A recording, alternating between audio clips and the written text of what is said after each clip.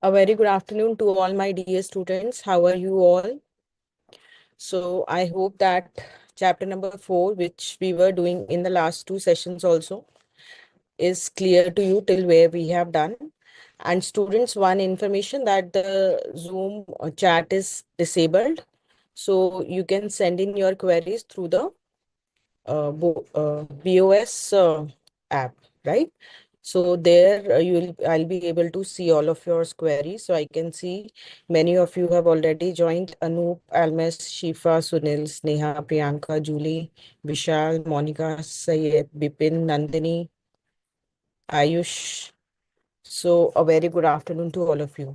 So students, in case you have any of the queries relating to the earlier topics that we have covered in the earlier session, so you can always send in your queries. And in the last session, we were doing essay 610, that is using the work of the internal auditors. One very important topic was left. I did not cover that in the last session because it is an important topic. So I'll be covering that today. So let me just share my screen. So in the last session, we have discussed essay 610. So I'll just quickly take you through the essay that we have already, the part of the essay that we have already covered, and two topics that were left that we'll be covering today, right? So essay 610 is what? Using the work of internal auditors. So we discussed about the internal audit function, whereby we saw that it is a function of the entity itself that performs two things: assurance and consulting activities. Why? Designed to evaluate and improve effectiveness of three things. What are those three things? Entities, governance, risk management, and internal control processes. Then, with respect to the three areas, there are activities like activities relating to governance, activities relating to risk management, and then activities relating to internal control. We have had a good discussion with respect to all these activities, right? Then what are the ways in which the external auditor may make use of the internal audit function for the purpose of the audit? So we saw that there can be either using the work of the internal audit function as an audit evidence, or using the internal auditors to perform the audit procedures, but that will be along with the direction, supervision, and review of the external auditors, right? And we have seen that for any work that will be performed, and in fact, when the external auditor is using the work of the internal auditors, it can be to obtain information relating to the external auditor's assessment of risk of material misstatement.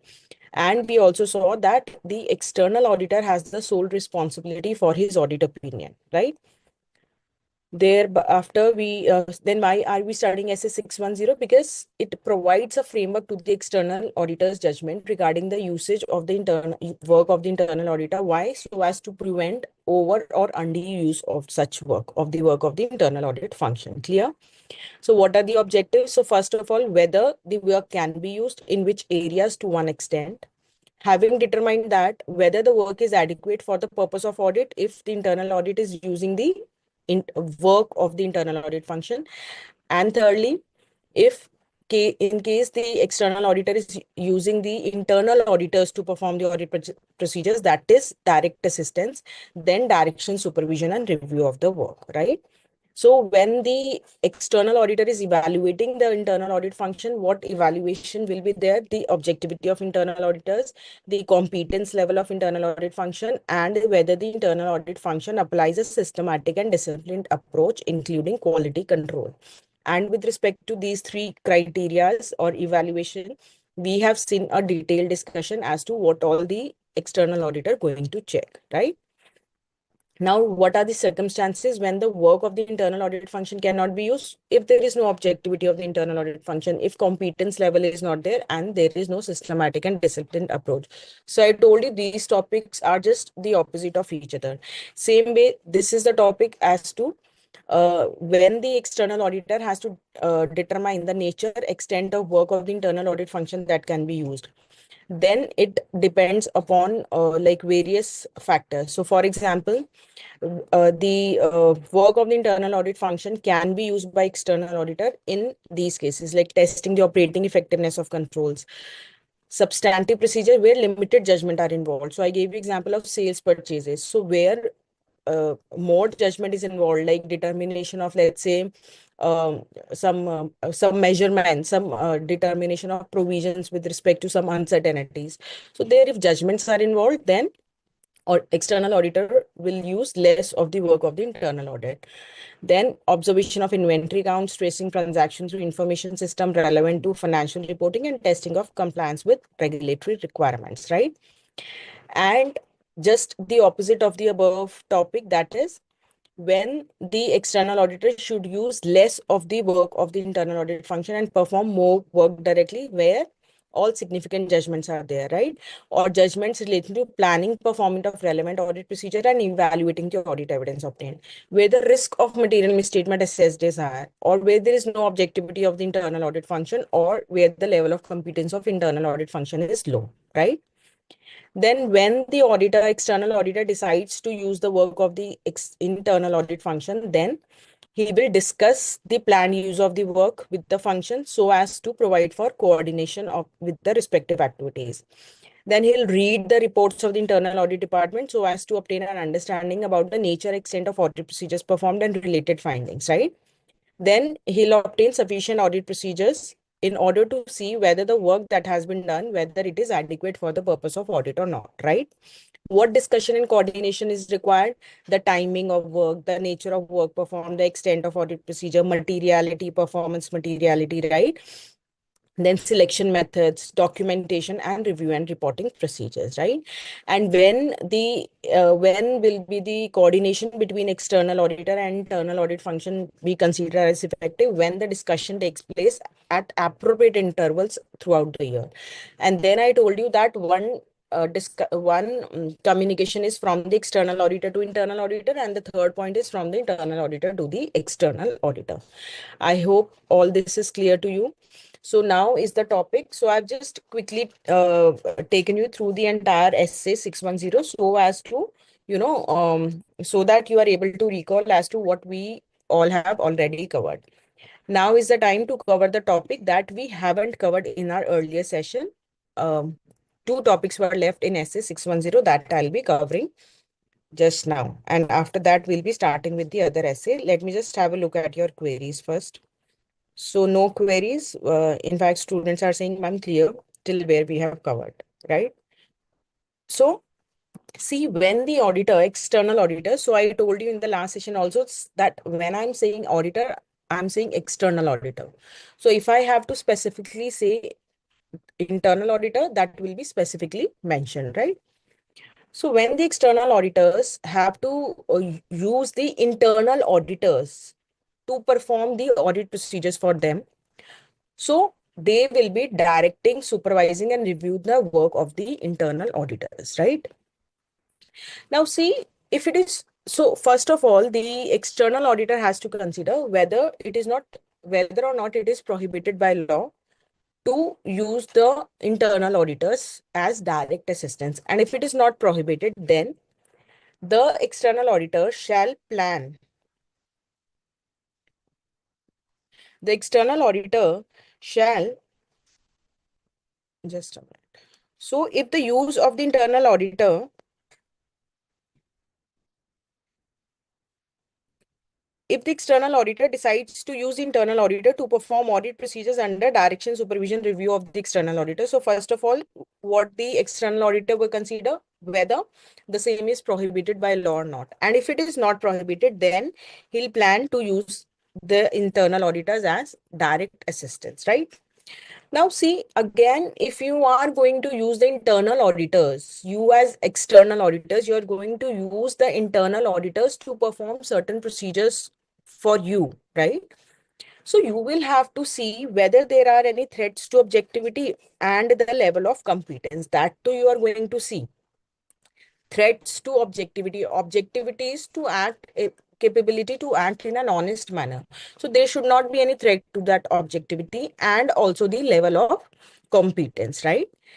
And for that, in order to see if, let's say, we can say that if there is a threat to objectivity, how the external auditor can, conclude this thing.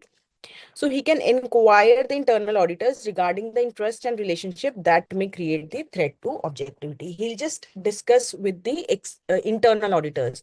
So let's say the internal auditors say that we have been, given instructions by the management that we are not supposed to communicate directly to the external auditors. We'll be communicating to them first, to the management.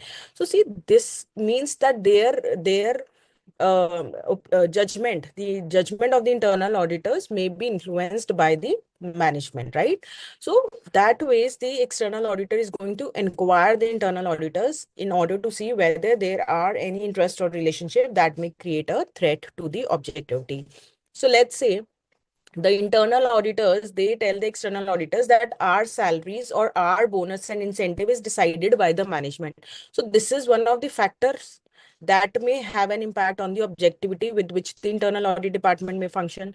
Or let's say the internal audit department informs or responds to the external auditor that we cannot communicate directly to those charged with governance, and those charged with governance like audit committee, so they do not have any interference in our matters with the management. So this is again, this may be a factor in deciding as to whether there are threats to objectivity and with respect to the internal audit function, right? Now, see, certain very logical things, and why I'm saying logical and in fact easy also, because now you have had a good understanding with respect to SA 610, right? So if I just ask you that you tell me as to when the external auditor shall not use the internal auditors as direct assistants, that is, he cannot ask the internal auditors to, he should not ask the internal auditors to perform the audit procedures. Tell me what can be the two situations, having read these points. In fact, having read this point, you tell me when the external auditor should not use the direct assistance of the internal auditors. Kevin, Tanu, Priyanka, and other students, please reply. So, Monica, Bipin, Julie, Vishal, Nandini, please send in your replies. Sunil, on the BOS portal. Tanya, please send in your reply on the BOS portal.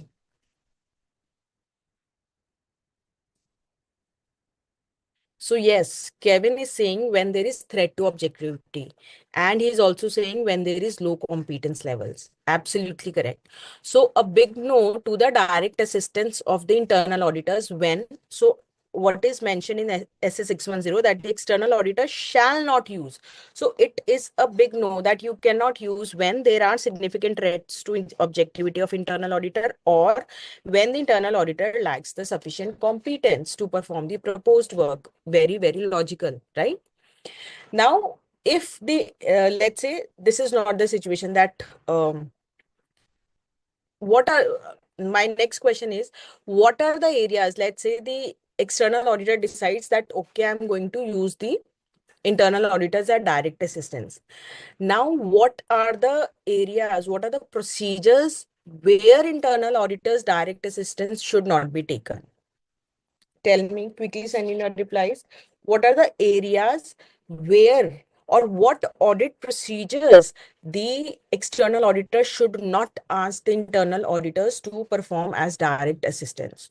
So either we are saying that the external auditor has decided to use the internal auditors to provide direct assistance, but what audit procedure specifically he should refrain from the uh, being performed by the internal auditors? So Alma's Julie, absolutely correct. Tanu, correct.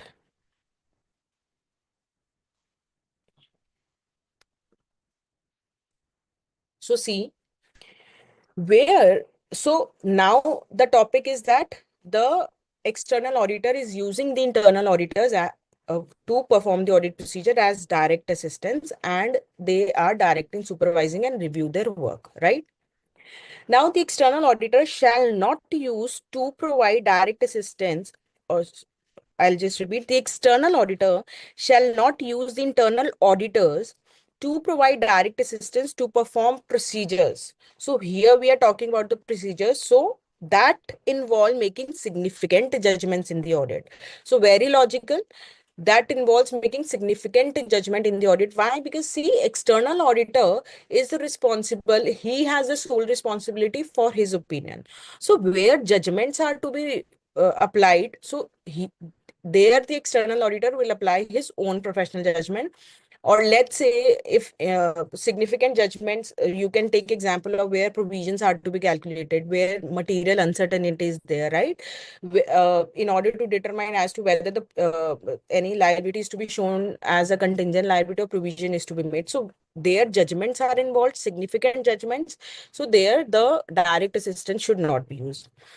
Then where the procedures that relate to the risk of material misstatement be high.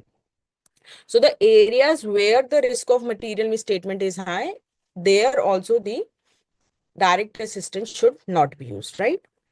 Then the third point says, see, if review of any work is there, which has been done by the internal auditors itself, right? Or the internal audit function itself, right? So that also should not be, the internal auditor should not be asked to provide the direct assistance to the external auditor. So it says that if it relates to the work which the internal auditors have been involved and which has already been reported or will be reported to management or those charged with governance by the internal audit function. So work where the internal auditors are involved and they are going to report it to the management or those charged with governance, right? So there also, because you cannot review your own work, self-review threat can come for the internal auditors also, right?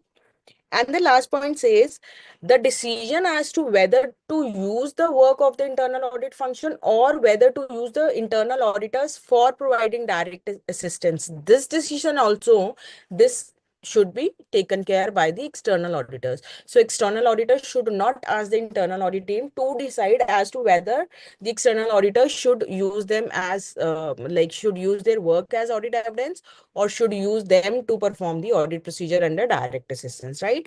So the fourth point says relate to decisions that external auditors makes in accordance with this essay regarding the internal audit function or the use of its work or direct assistance. See, this topic is really very, very important, right? You can always get a straightforward 4-mark question that so and so are the external auditors and they are going to conduct and they have decided that they'll be using them as direct assistance, right? So what are the procedures that they should not ask the internal auditors to perform for them? So the matters or the procedures that involve making significant judgments, that the procedures that relate to the higher assessed risk of material misstatement where the judgment required in performing the relevant audit procedure or evaluating the audit evidence is more than limited. That is, more judgment is required, right? Then it relate to the work which the internal auditors have been involved or they have reported or they are going to report on that matter to management and those charged with governance. And last, that the decision with respect to the fact as to whether to use the work of the internal audit function or to use the internal auditors to provide direct assistance, right? Is it clear?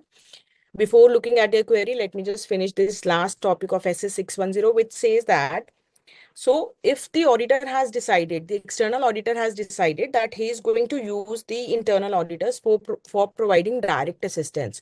So prior to using the internal auditors, it says prior, very, very important. Hana? So prior to using the internal auditors to provide direct assistance for the purpose of audit, the external auditor shall enter into agreement with two types of agreement. So see, just a minute. Entity is involved, then external auditor is there, and internal audit function is there, or the internal auditors are there, right? So one agreement will be with the entity and one agreement will be with the internal auditors. So what are those agreements? And both of them will be what? In writing, right? So written agreement from authorized representative of the entity, that, see, very logical, that the entity will allow the internal auditors to follow the instruction of external auditors and there will be no interference by the entity. Simple. And second, that the internal auditors, they will keep the matter confidential, and in case there is any threat to objectivity, the external auditors will be informed. Simple. Let us just read this again. So it says that obtain a written agreement from authorized representative of the entity that internal auditors will be allowed to follow external auditors' instruction, and that the entity will not intervene in the work of internal auditors, in the work the internal auditors perform for the external auditor, and obtain written agreement from internal auditors that they'll keep confidential specific matters as instructed by external auditor and inform the external auditor of any threat to their objectivity. So if we understand this point number A, so let's say you are the external auditors and you are using the internal auditors of ABC Limited to provide you the direct assistance. Now, let's say if the management says, see, you can use them for this work, but you cannot use them for this work. So there is interference by the management. And let's say the management asks the internal auditors that you should not follow the instructions that are given by the external auditors. You do it in our way. So therefore, the external auditor needs to enter into an agreement with the entity, right? Same way, the second part. So let's say here, let's say if any fraud is, the team becomes aware about any fraud, and the internal auditors secretly go and inform it to the management, right? So that is why the external auditor will enter into an agreement, a written agreement with the internal auditors, that you will keep confidential specific matters as will be instructed to you by us, and that in case any objectivity, any threat to objectivity is there, let's say the management is not allowing the internal auditors to function in an objective manner, they are influencing them, they are putting pressures on them, then the same will be informed to the external auditors. So is this clear? So with this we have finished SA 610. Now I will have a look at your queries, if any. So students, I'm repeating it again that the Zoom chat is disabled as of now, so you can send in your queries on the BOS portal. So is SS 610 clear? Quickly send in your replies.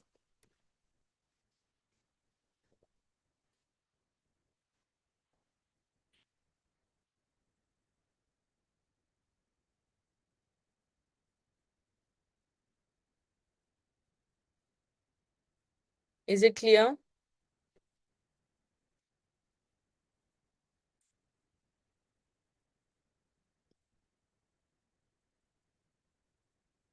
Alma saying clear, Rihanna saying clear, Tanu saying clear, Priyanka saying clear. Chalo, that's good. So just have a look at this topic from your module. So direct assistance is what?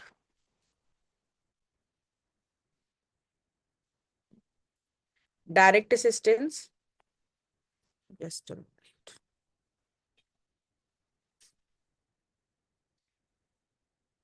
Refers to use of internal auditors to perform audit procedures under direction, supervision, review of the external auditor. So I hope students, you are now able to differentiate as to what is like this SA 610. It is basically divided into two parts.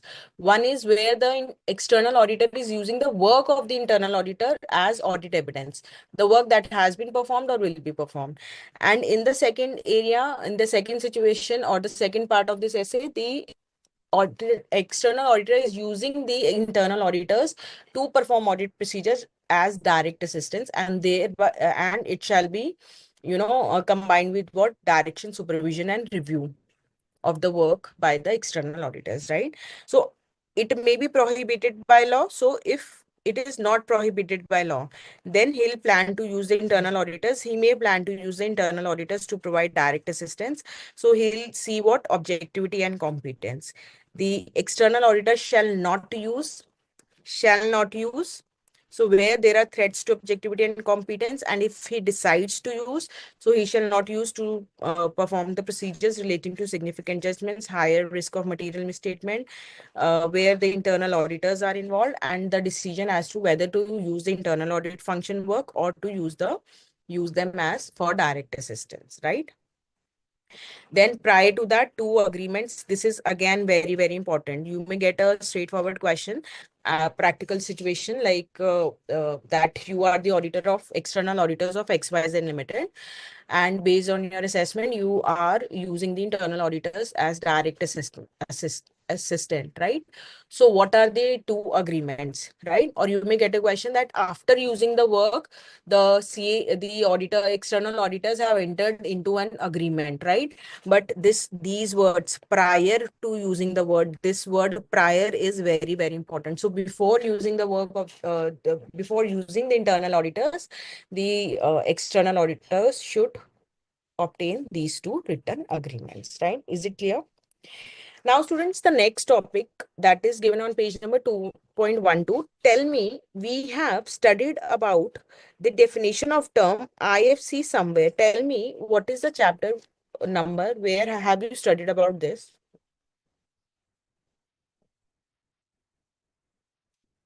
Quickly send in your replies.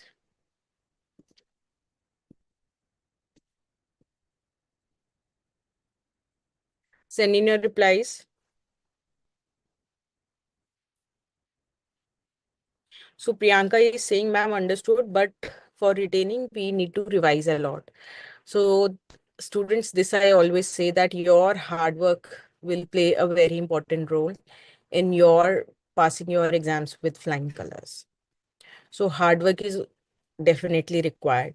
See, it will be our endeavor to, make each and every concept clear. And in fact, I always try to make the understanding as well as the understanding of how to learn that also clear to you. So I always try to, make your learning also easy, right?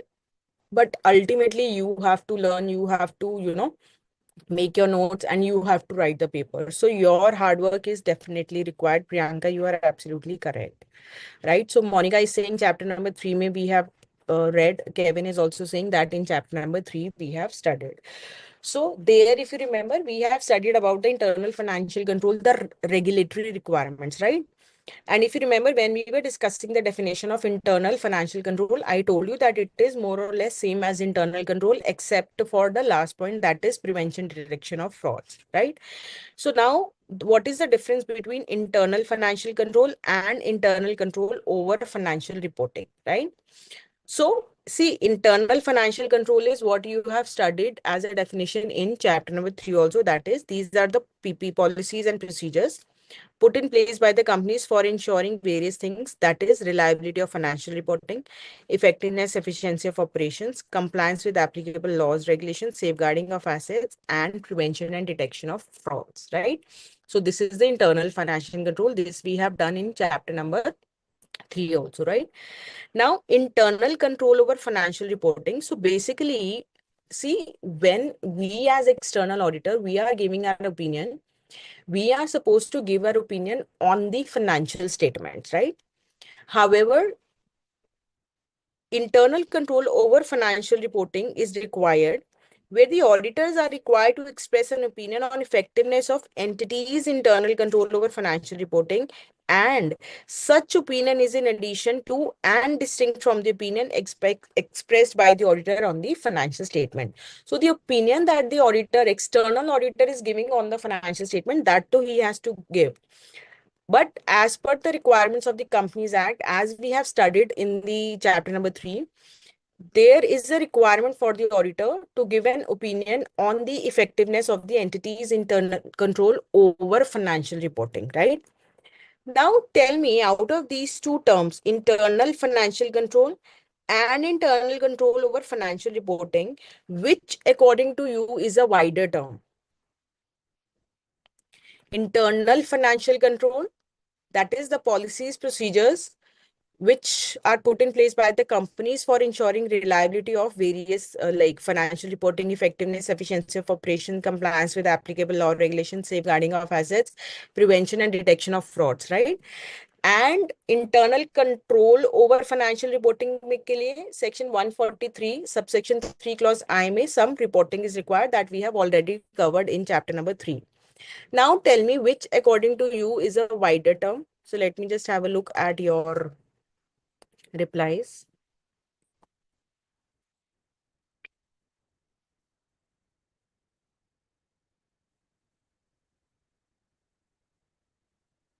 Send in your replies.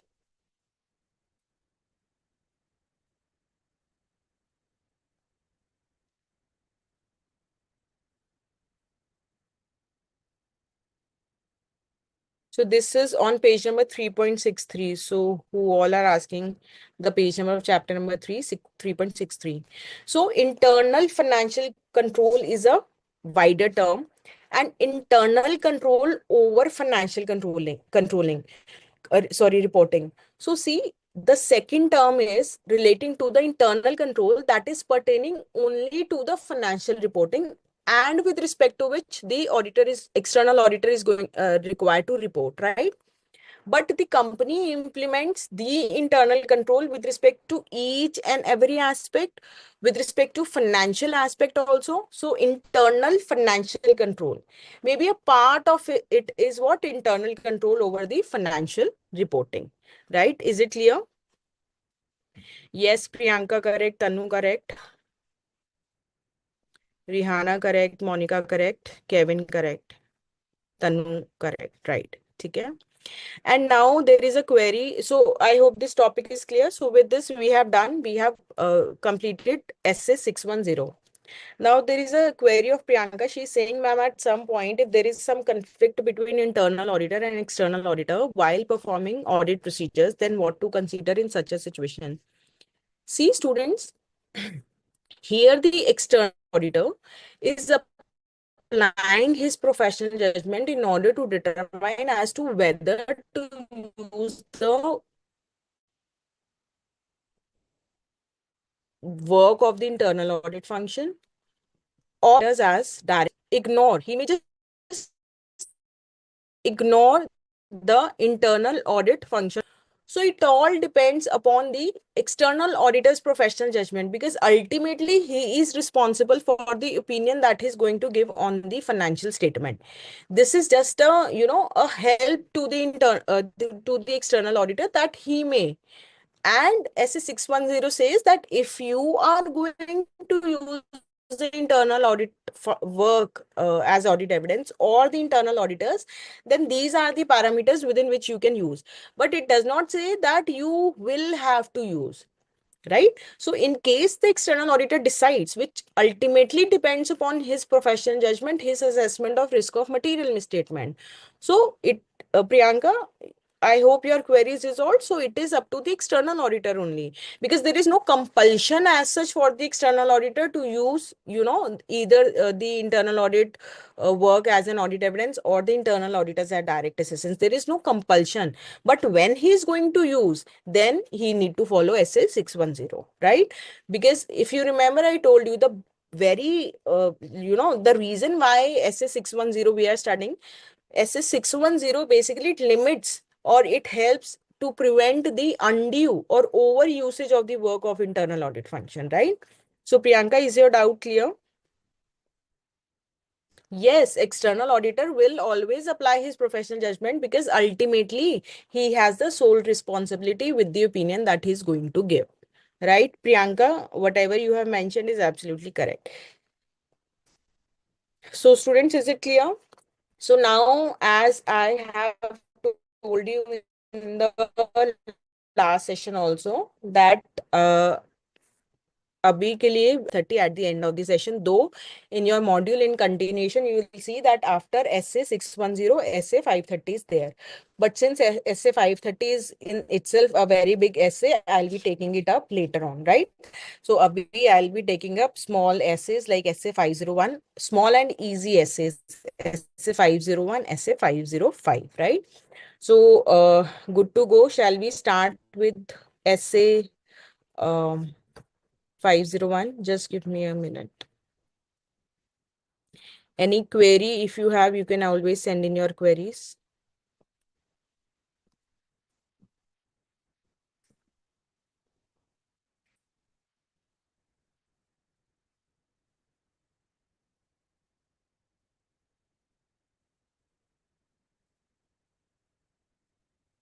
Priyanka, is your doubt clear?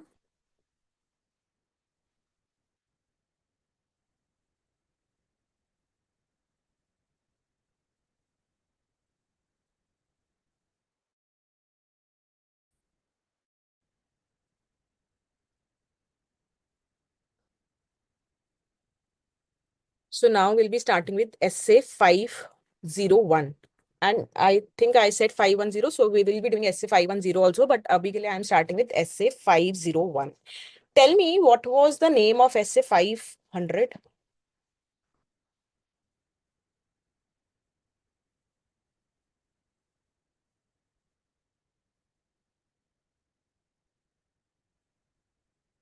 Essay 500, what was the name of essay 500?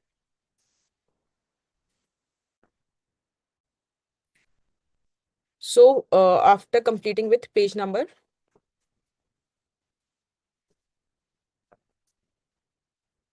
4.43 and coming to page number 4.68 of your module. And in fact, students, in my last session, I have asked you to, just go through the three essays, essay 501, 505, and 510. So I hope you all have done that.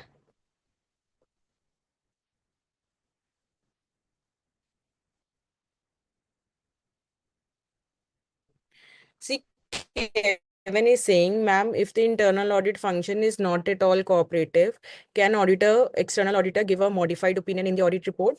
See, students, I am repeating it again and again. We as external auditors, we have to give our opinion on the financial statements as a whole. So we are not required to give our opinion on the internal controls of the company as such, or the internal audit function of the company as such, except for section 143 subsection 3 clause I of the Companies Act 2013 that we have already covered in chapter number 3, right? Now, let's say if you just go through SS 610, you have seen as to what are the responsibilities of the auditor when he decides to use the internal audit function, the work of the internal audit function as audit evidence or as direct assistance. Now, whether to use the internal audit function, either ways, the work as audit evidence or as direct assistance, it all depends upon the external auditor's professional judgment. If he's not getting his the evidence, or he's not getting support from the internal audit function, yes, he'll communicate it to the management and those that it governs, but ultimately he can always perform the audit procedures. He can always ask his team to perform the audit procedures, and then, because ultimately though the external auditor is responsible, he has the sole responsibility for the opinion, right?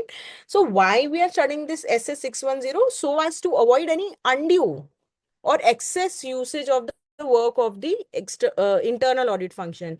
Because you have seen that before using the work, external auditor is going to evaluate whether objectivity hai ya nahi, whether competence is there or not, whether systematic disciplined approach is there or not. And if considering these factors, it might be possible that external auditor decides that I am not going to use the internal audit department's either the work or neither the internal auditors as direct assistants. So it is up to the external auditor. But if he decides to use, then he has to consider SA 610. Kevin, is it clear now? Okay. Now, I have asked you one query, that what was the, pata nahi, what was that, what is the name of essay 500, right? So it is audit evidence, Almas, Priyanka, Kevin, Tanu, Rihana, absolutely correct. ठीक है ठीक है Now, essay 500 was with respect to audit evidence, whereby we understood about the sufficiency, appropriateness, the relevance, reliability, the various kinds of audit evidence, right? Now is essay 501, and the name of this essay is Audit Evidence. Just a minute. Audit Evidence.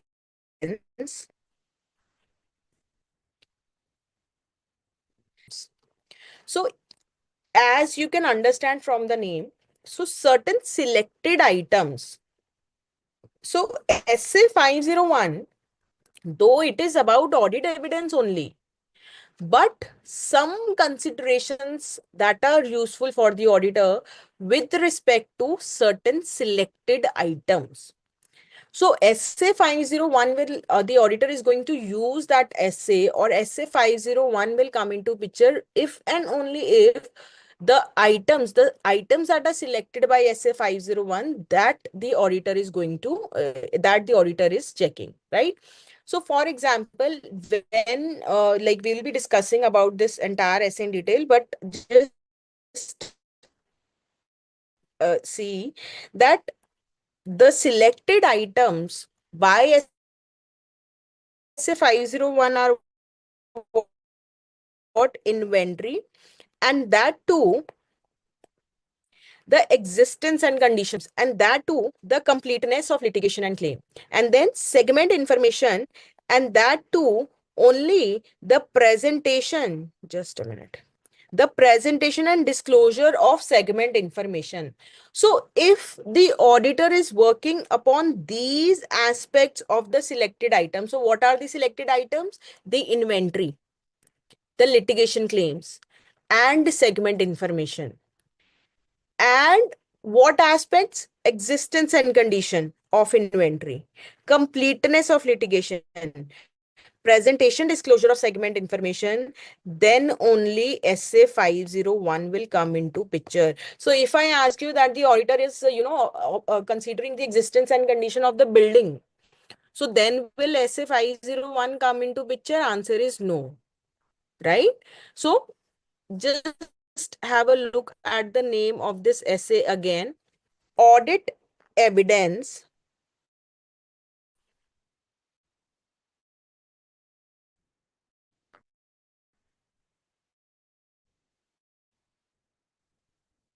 the selected items are what? Inventory, litigation claim, and segment information, right?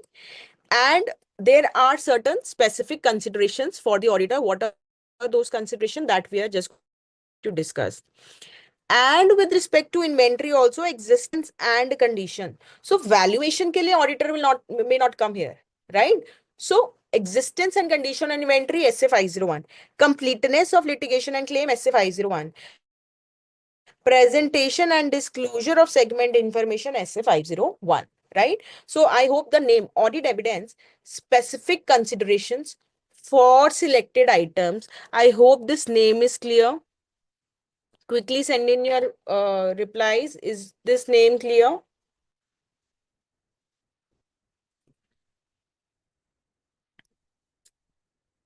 Send in your replies.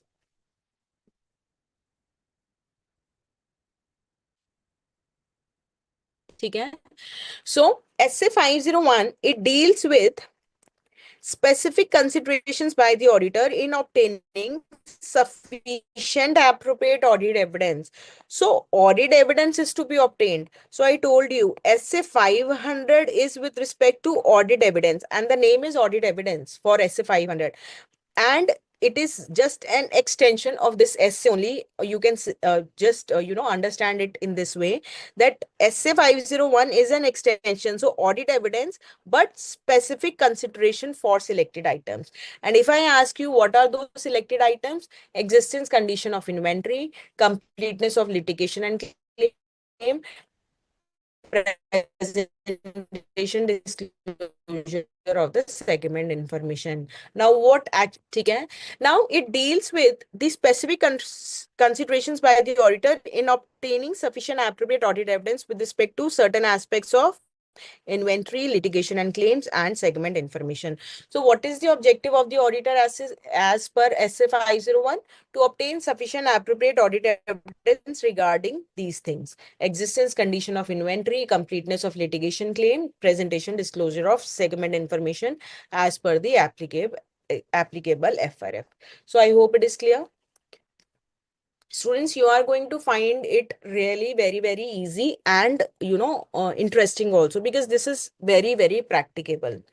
Now see, just consider this situation that so I have made this for you. So let's say this is the client's place, okay, and this is the inventory lying at the client's factory or warehouse or whatever area, right?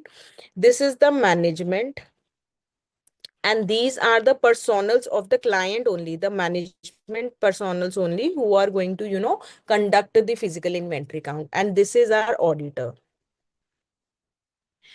Now, why I am, taking you through this diagram, because this is going to help you in learning these points. Okay? So, see, tell me, conducting the physical inventory count of inventory is whose responsibility? Is it the client or the management or the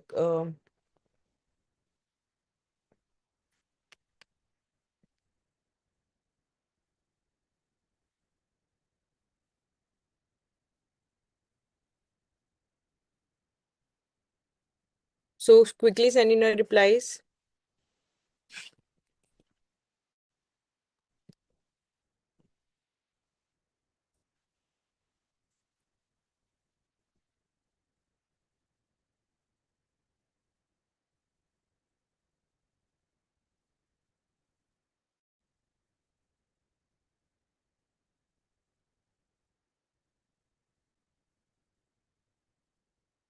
So send in your replies. So Priyanka is saying management, Rihanna is saying management, Kevin, Sunil are saying.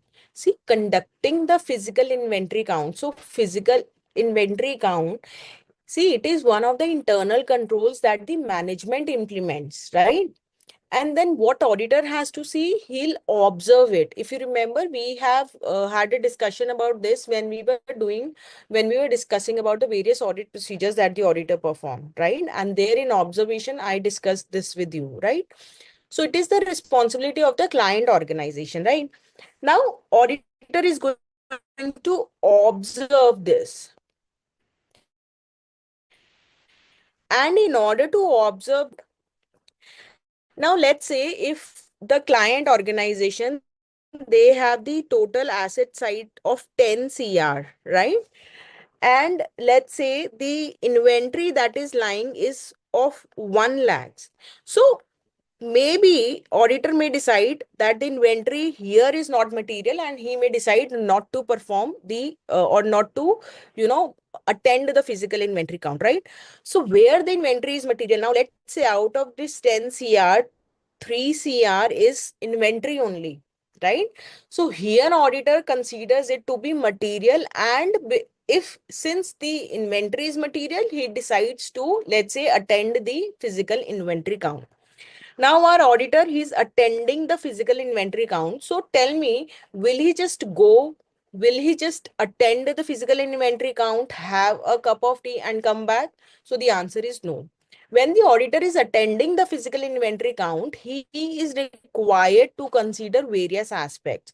So why is he attending the physical inventory count? Because he wants to obtain sufficient appropriate audit evidence with respect to existence and condition of inventory. So auditor will attend the physical inventory count. So this is physical inventory count unless impracticable. So if it is impracticable, let's say the inventory is kept at a place where it is, let's say it is kept at any India-Pakistan border, let's say.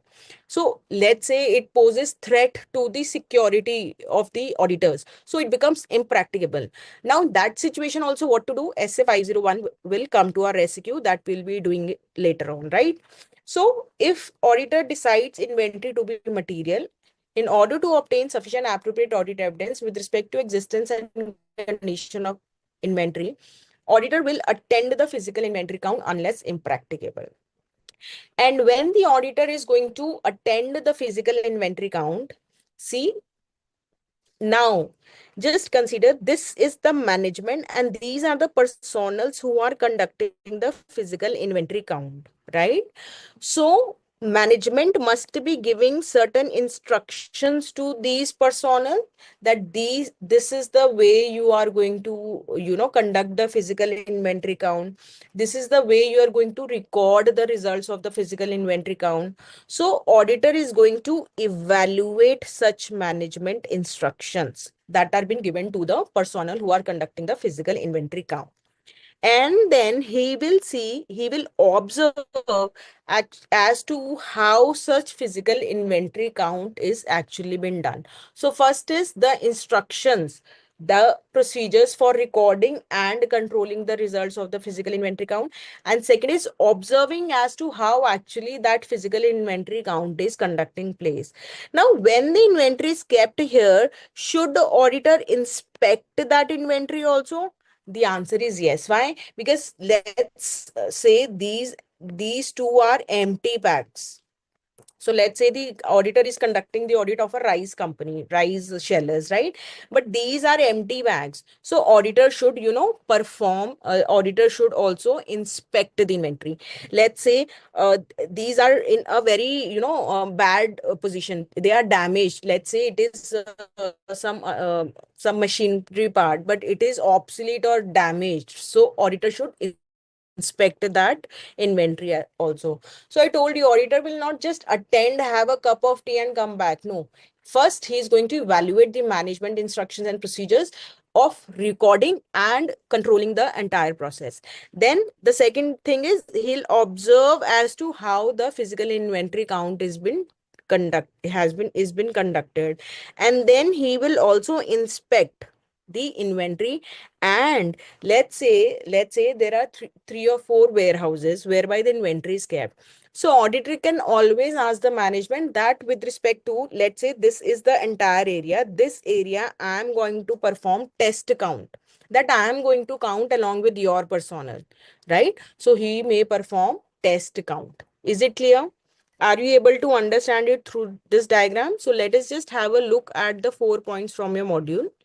So, when the inventory is material to the financial statement, the auditor shall obtain sufficient appropriate audit evidence regarding the existence condition of inventory by attendance at physical inventory count unless impracticable. So, I've given you the example of impracticability, but what to do in that situation, we will discuss later on. So, first, he will evaluate the management's instruction and procedures for recording and controlling the results of the physical inventory count. So see how I have made the notes for this. So evaluating the management instructions and procedures for recording and controlling the results of entities' physical inventory count, right? Then observe the performance of management count procedure. Observe that. Inspect the inventory and perform the test count, right? Then performing audit procedure over the entity's final records to determine whether they accurately reflect the actual inventory count results. That is, when he is attending, he has attended, he has inspected, he has performed the test count. So whatever are the actual results that whatever the are the actual results that they will make, the auditor is going to compare it with the results of the physical of the entity that is there in the financial records. Simple, logical, and very practical. Tell me, is it clear? Is this clear? Again, you can always get a 3-4 mark question as to what the auditor is going to perform when he attends the inventory. So many of you are saying clear. Others also please reply.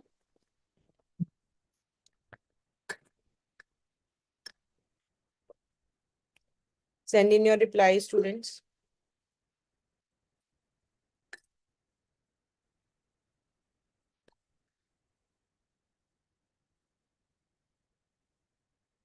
So Tanu, Rihana, Almas are saying clear.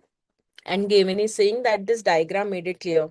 So see, students, when you just keep this diagram in mind, you are now able to understand that, just a minute, let me just change the color, that here one point will be there. That is evaluation of the management's instruction procedures, right?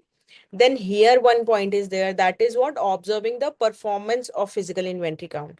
Then considering this, I told you that inspection can be there. And considering this, you can say that performing the test count.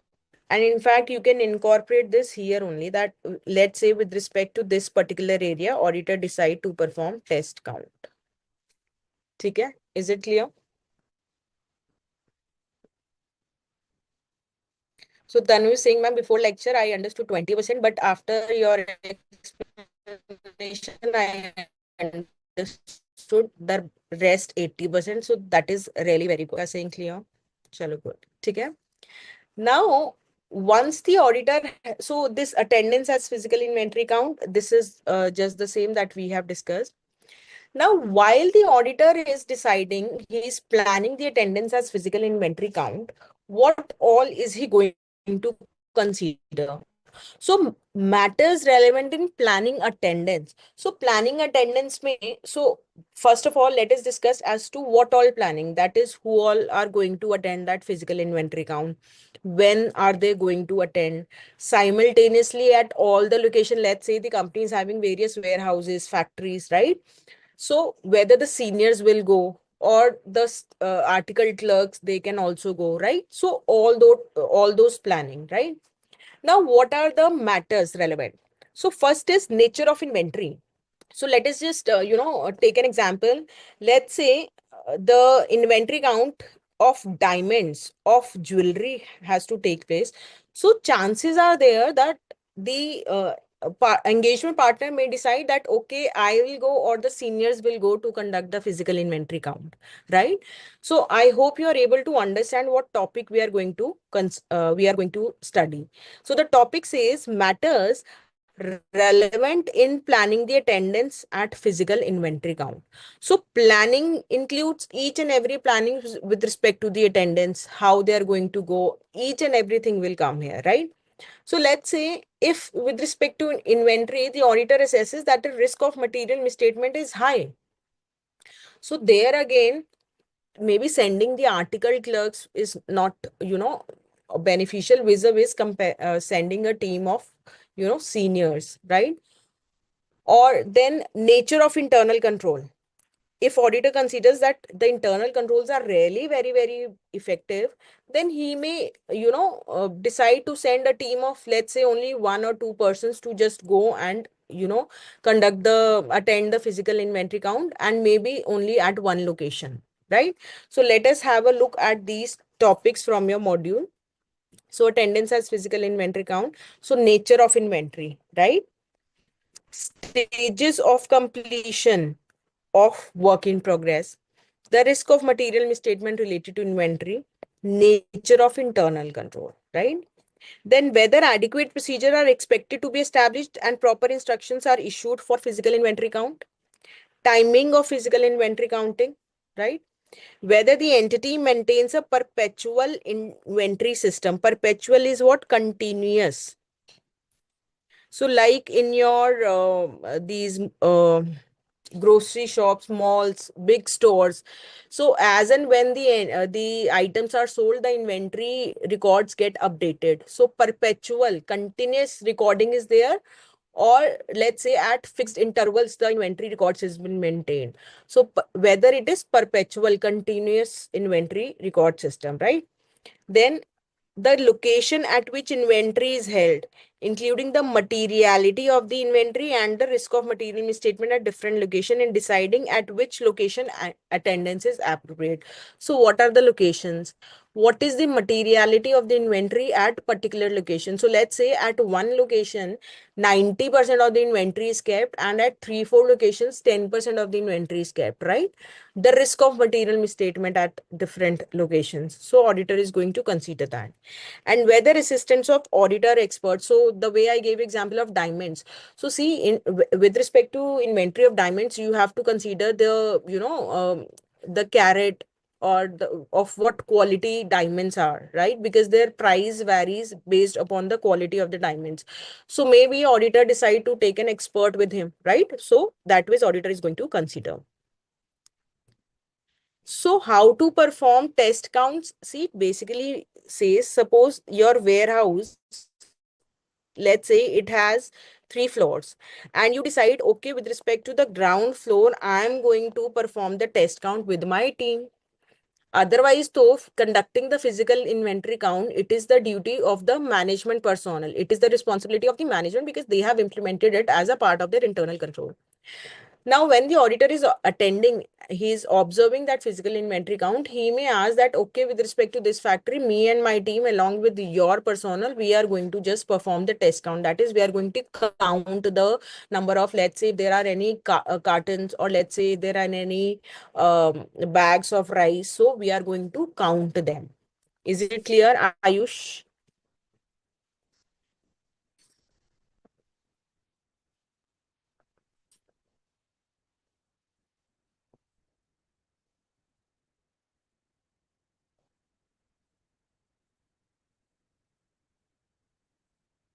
Okay, Priyanka, with respect to your query, so basically she is saying, let's say if the management refuses or it is impracticable, then what is to be done? That we are going to discuss just now. Otherwise, I hope everybody's doubt is clear. Okay. Now, and in fact, students, first listen to these two, three situations, because the situations that you are making and sending it to me, all these situations will be clear to you once we are done with this inventory part, right? So I hope the matters are clear.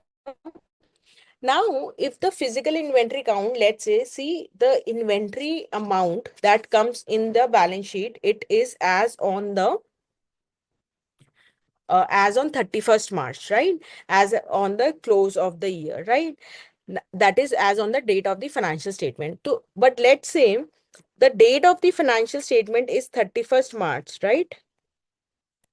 But the company is conducting the physical inventory count at a date other than the date of the financial statement. So let's say on 22nd March, the company is conducting the physical inventory count, right?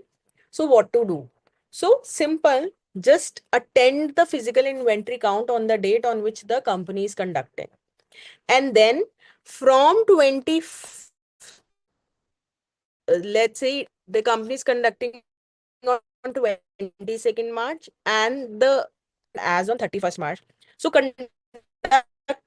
attend the physical inventory count here and just perform the procedures in order to see whether whatever purchases and whatever sales are there during this period, whether they are properly recorded in the books of accounts of the client organization. So let me just take you through the module for this topic also. So if the physical inventory count is conducted at a date other than the date of financial statement, so I told you 31st March is the date of the financial statement, but let's say it is conducted on, let's say, 22nd March, right? So in that case, auditor is going to, in addition to the procedures required above, that is, whatever we have discussed, that auditor will attend the physical inventory count and he'll evaluate, observe, inspect, and perform test count. So that the auditor is going to perform, plus perform audit procedure to obtain audit evidence about whether changes in inventory count between the count date and the date of financial statement are properly recorded, right? So between the count date and the date of financial statement, if there are any inward, if there are any outward of the inventory, so whether that has been properly recorded or not, right?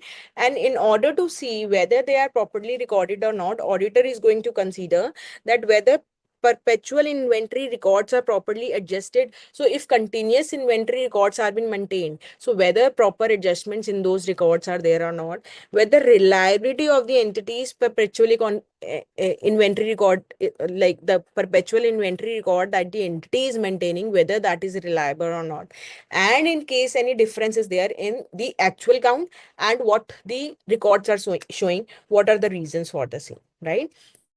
So auditor is going to consider them. Perpetual, I hope it is clear. Continuous, where the continuous records are being updated. Right now, many of you have sent me a query with respect to this topic, that if the auditor is attend to, he's unable to attend the physical inventory count due to unforeseen circumstances. So let's say you were conducting the physical, or let's say an auditor was conducting the going to attend the physical inventory count, and let's say on his way he met with some unfortunate accident, or let's say there is some curfew, so he cannot reach the location, right? So in that case, what to do? So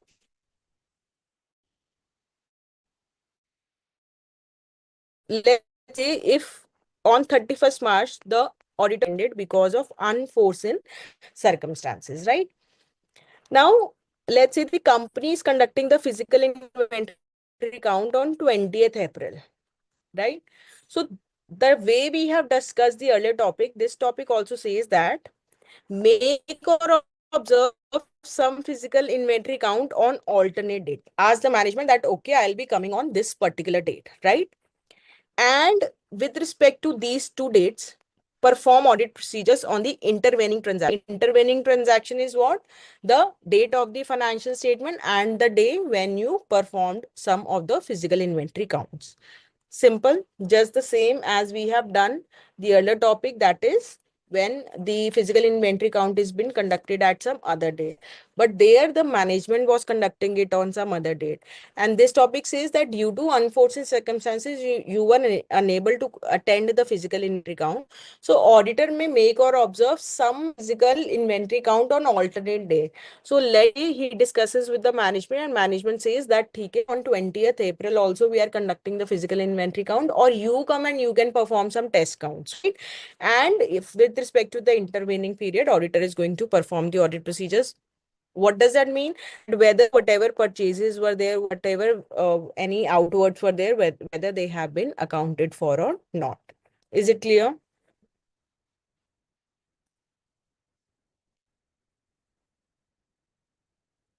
Yes, they can always visit Kevin. Auditor may visit the client organization again and again for obtaining audit evidence, right? Then the next topic is again, I was receiving doubts with respect to this topic also, and whose doubt was that? Priyanka, your doubt. So attendance of physical inventory count is impracticable, right? So I gave you example that let's say the nature and location of inventory is such that the inventory is held in a location that may pose threat to the safety of the auditor, right? So what will auditor do? See, will auditor straightforward give in his opinion that I am not able to obtain sufficient appropriate audit evidence with respect to inventory and the financial statement do not reflect true and fair view, or he will disclaim the opinion? The answer is no. Auditor, when he's, it is not practicable for the auditor to attend the physical inventory count, right? So he can always perform the alternative procedures in order to obtain sufficient appropriate audit evidence with respect to existence and condition of inventory. And after performing the alternate procedures, if it is not possible, then if material inventory is material, auditor will modify the opinion in terms of SA 705. Now, what is SS 705? We will be doing it in chapter number 8. Okay. What is modification? So it basically means that auditor is not saying the financial statement reflected true and fair view. Why? Because he is not able to obtain the audit evidence with respect to inventory, which he considered material, right? Now, what alternate procedures? So we said that if it is impracticable, so auditor will first of all perform alternate procedures. So for example, there is an inventory where it is not practicably possible because it is, let's say, on some hilly area. It is not practically possible to, go there because there is some threat to the safety of the audit and the auditor and the team, right? But what he can consider is just before that date of financial statement, he may ask the management to provide with the invoice by which that inventory has been purchased. And if that inventory has been sold, then he may refer to those uh, sales invoice also, right? So this will include what? This will be included in what? You're performing the alternative procedures, right? So it says that huh. Alternative procedures. So inspection of documentation of subsequent sale of specific inventory items acquired or purchased prior to the physical inventory count may provide sufficient appropriate audit evidence about the existence or condition of inventory. So if you have seen that this is the date where the inventory count was to be conducted, right? So inventory must have been purchased here and it must have been sold here. So if you just check the documents from of purchase and of sale, then the auditor can obtain comfort with respect to the your existence of inventory. Clear? Now, students, there may be a situation that the inventory is kept with the third party. So let's say it is kept in warehouse at the coastal areas, right? So if the inventory is kept under the custody and control of the third party, so will auditor mention in his audit report that I'm unable to obtain sufficient appropriate evidence because it is kept at third party? Answer is no. First of all, though, he'll perform audit procedure in order to obtain sufficient appropriate audit evidence with respect to existence condition of inventory. So you tell me, if the inventory of ABC Limited is kept with the warehouse at the coastal area, tell me what audit procedures will you perform? Just consider yourself in a situation that you are conducting the audit. Tell me what audit procedures you are going to perform. Quickly send in your replies.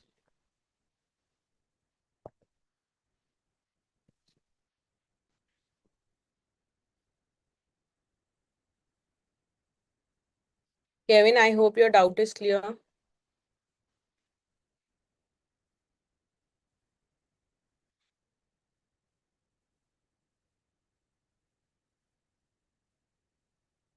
So see, you may ask the third party, the warehouse, to provide a request, a confirmation with respect to the quantity and condition of the inventory, to third party confirmation, right? So the auditor may request the confirmation from third party with respect to the quantity and condition, that is existence of the inventory, right? And see, let's say that warehouse is within the same city, so I can perform inspection or other audit procedures, right? So as the auditor is going to perform the audit procedures with respect to the inventory kept in management's or the client's premises, auditor may go there and perform the audit procedure by himself, right? Now you may say that, ma'am, if the inventory is kept outside or let's say at various other locations in India or outside India, then what is to be done? So this other procedures, it includes various procedures. And students, this is again an important topic. This is a new topic in your syllabus, new syllabus. So again, a 4-mark question can always come, that what are the other procedures that the auditor may perform if the inventory is kept at third party, right? So first and foremost, auditor will what? He will request for the confirmation from the third party. You can always ask the warehouse keepers so as to provide you with the confirmation request, right? Or you may visit there with your team with the authorization letters from the management that we will perform certain inspection, right? Or what all procedures can be performed. So I can see Tanu is saying request to third party, Kevin saying confirmation. Others also please reply. Priyanka is saying, ma'am, inquiry. Priyanka, I have repeated the question. Now I hope it is clear. Kevin is saying, ma'am, inspection. So clear. So you all are right. Now you can inspect what? The documentation regarding the inventory held by third party, for example, the warehouse receipts. So if you just ask the management of your client organization that please provide me with the receipts of the warehouse, so the warehouse keeper must have provided the management, the client organization, with certain receipts when they have taken their goods, right? So inspecting those documentation, that is the warehousing receipt. Requesting confirmation from other parties when inventory has been pledged as collateral. So if that inventory has been pledged with, let's say, a bank as collateral, so confirmation request to the banks can also be sent, right? Attending or arranging another auditor to attend the third party's physical inventory count if practicable. So let's say the auditor becomes aware that the warehouse is also getting its physical inventory count been done. So if it is not possible for the audit team auditor to go there, he may, arrange some other auditor who can attend the physical inventory count being conducted at the warehouse place, right? Obtaining another auditor's report or service auditor's report on the adequacy of third parties internal control. So the external auditor of our client organization, he may obtain the auditor's report of the warehouse with respect to the internal control of that warehouse for in order to ensure that the inventory is properly counted and it has been adequately safeguarded, right? So these are the various things. So inspecting the documentation, example, warehouse receipts, requesting confirmation if the inventory has been pledged, right? Then attending or arranging for another audit. So if you are able to go or your team is able to attend, that is also fine. Or you may arrange another auditor to attend the third party's physical inventory, counting of inventory if practicable. And if it is not practicable, or let's say auditor wants to obtain more audit evidence, then with respect to the internal control of that warehouse, because internal control is going to ensure that the inventory is properly counted and adequately safeguarded, because physical inventory count is what? It is again one of the internal control implemented by the warehouse, right? So obtain that auditor's report of the warehouse. Service auditor's report is what? The warehouse is providing that service. So the audit report of that particular warehouse with respect to the internal control for ensuring that inventory is properly counted and appropriately safeguarded. So I'm repeating it again, a very important topic. You can always get a 3 or 4 mark question here. This topic is given on page number 4.72 of your module. Quickly tell me, is the inventory part clear? So I'll just repeat the entire inventory part that we have just done. And see, students, when we were discussing, and wait, I'll do that one topic which is left with respect to inventory while revising. So see, inventory, may we started with the discussion that if the first of all, existence and condition of inventory, if auditor has to consider SA 501. What is the name? Audit evidence, special consideration for specific consideration for selected items, right? So this is the diagram. Just keep in mind this diagram. So we have seen that when the auditor finds the inventory to be material, he'll obtain sufficient appropriate audit evidence with respect to the inventory by attending the physical inventory count unless impracticable. And where here we have seen that when the auditor is attending the physical inventory count, he evaluate the management instruction and procedure for recording and controlling the results of the physical inventory count. He will observe the performance of management count procedure. Then he'll inspect the inventory and he may perform the test count. And then he'll perform audit procedures in audit over the entity's final inventory records, that is, those they are coming in the financial statement, and to determine whether in the actual inventory count results also the same results are coming, right? Now, what are the matters that the auditor may consider? So these are the matters: the nature of inventory, stages of completion, risk of material misstatement, nature of internal control, whether adequate procedures of instructions are there or not, timing, whether perpetual inventory count system is there or not, location, along with the materiality and risk of material misstatement, and whether there is a need to involve the experts. You may keep in mind the example of diamond here also, right? And in fact, here also, so accordingly, you are going to decide that who will accompany you, right? Whether you need to take expert or not, right? Physical inventory count, if it has been conducted at a date other than the financial date, then conduct the physical inventory count on an alternative date and obtain audit evidence as to whether the changes in inventory between the count date and the date of financial statement has been properly recorded or not. And when the auditor is considering as to whether they are properly recorded or not, consider whether the perpetual inventory records are properly adjusted, whether that system is reliable or not, and in case of any significant differences, what are the reasons, right? If you are unable to attend due to unforeseen circumstances, then make or observe physical counts on some alternative day and perform alternate transactions or your audit procedures or intervening transactions. So intervening is between the two dates. If it is impracticable, so first and foremost, perform the alternate audit procedures in order to obtain sufficient appropriate audit evidence. If it is not possible, then modify the opinion, right?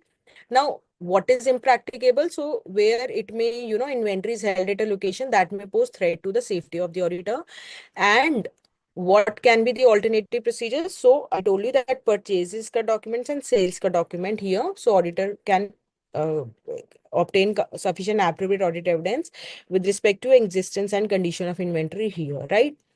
Now, this topic says that, see, a matter of general inconvenience. So let's say the inventory is kept at 10 locations and auditor say, see, I do not have a team. I cannot, go and conduct audit each and everywhere. So I am not, conducting the physical, I'm not attending the physical inventory count. So a matter of general inconvenience to the auditor is not sufficient to support the decision by the auditor that attendance is impracticable. So if it is practically possible, you have to do it. So auditor cannot say that since the physical inventory, attending the physical inventory count at all the location is going to involve my time and cost, I'll not attend it. So the reason should be genuine enough, right? So that is why it says the matter of general inconvenience to the auditor is not sufficient to support a decision by the auditor that attendance is impracticable. And as explained in SC 200, the matter of difficulty, time, or cost involved in itself is not a valid basis for the auditor to omit any audit procedure for which there is no alternative or to be satisfied with audit evidence that is less persuasive. So auditor cannot say that since it will involve time and cost, so I'm not conducting it and I'm just, performing these alternative procedures, because ultimately he's obtaining less persuasive. Less persuasive is what? Less convincing. So see, we always say auditor should obtain sufficient appropriate audit evidence. So this is not, a valid ground, matter of general inconvenience.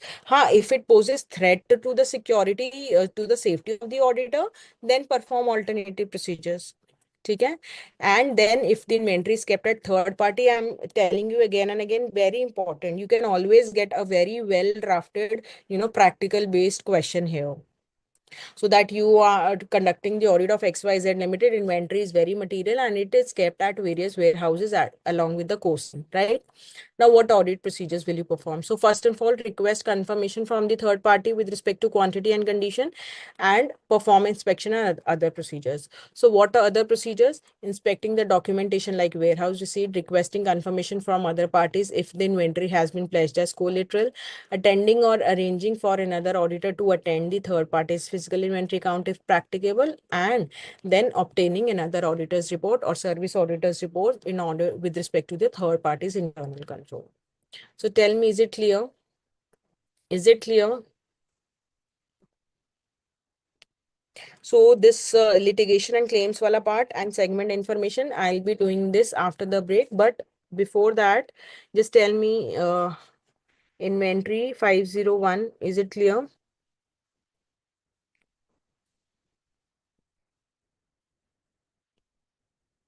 So Priyanka is saying, ma'am, crystal clear. Kevin is saying yes. Rihanna is saying yes. So Tanu, yes, auditor may send another auditor, right? Is it, it is given here now? Attending or arranging another auditor, right? So Tanu saying crystal clear, Rihanna saying clear, Priyanka saying clear, Ayush saying clear. So okay, we will do one thing. We will take a break of 15 minutes here, and after the break, we will be completing with SA 501 with litigation claim segment information, and then SA 505 also I want to finish up today itself. In case you have any query, you can send all the on the BOS portal. So a quick break of 15 minutes here.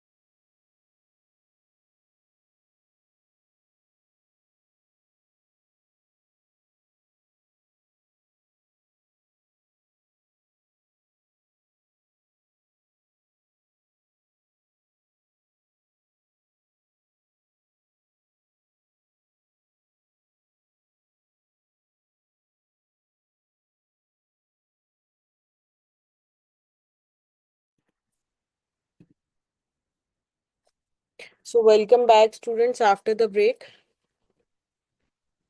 So I hope you are all are clear with the concept of SA 501 so far as existence and condition of inventory is involved, right?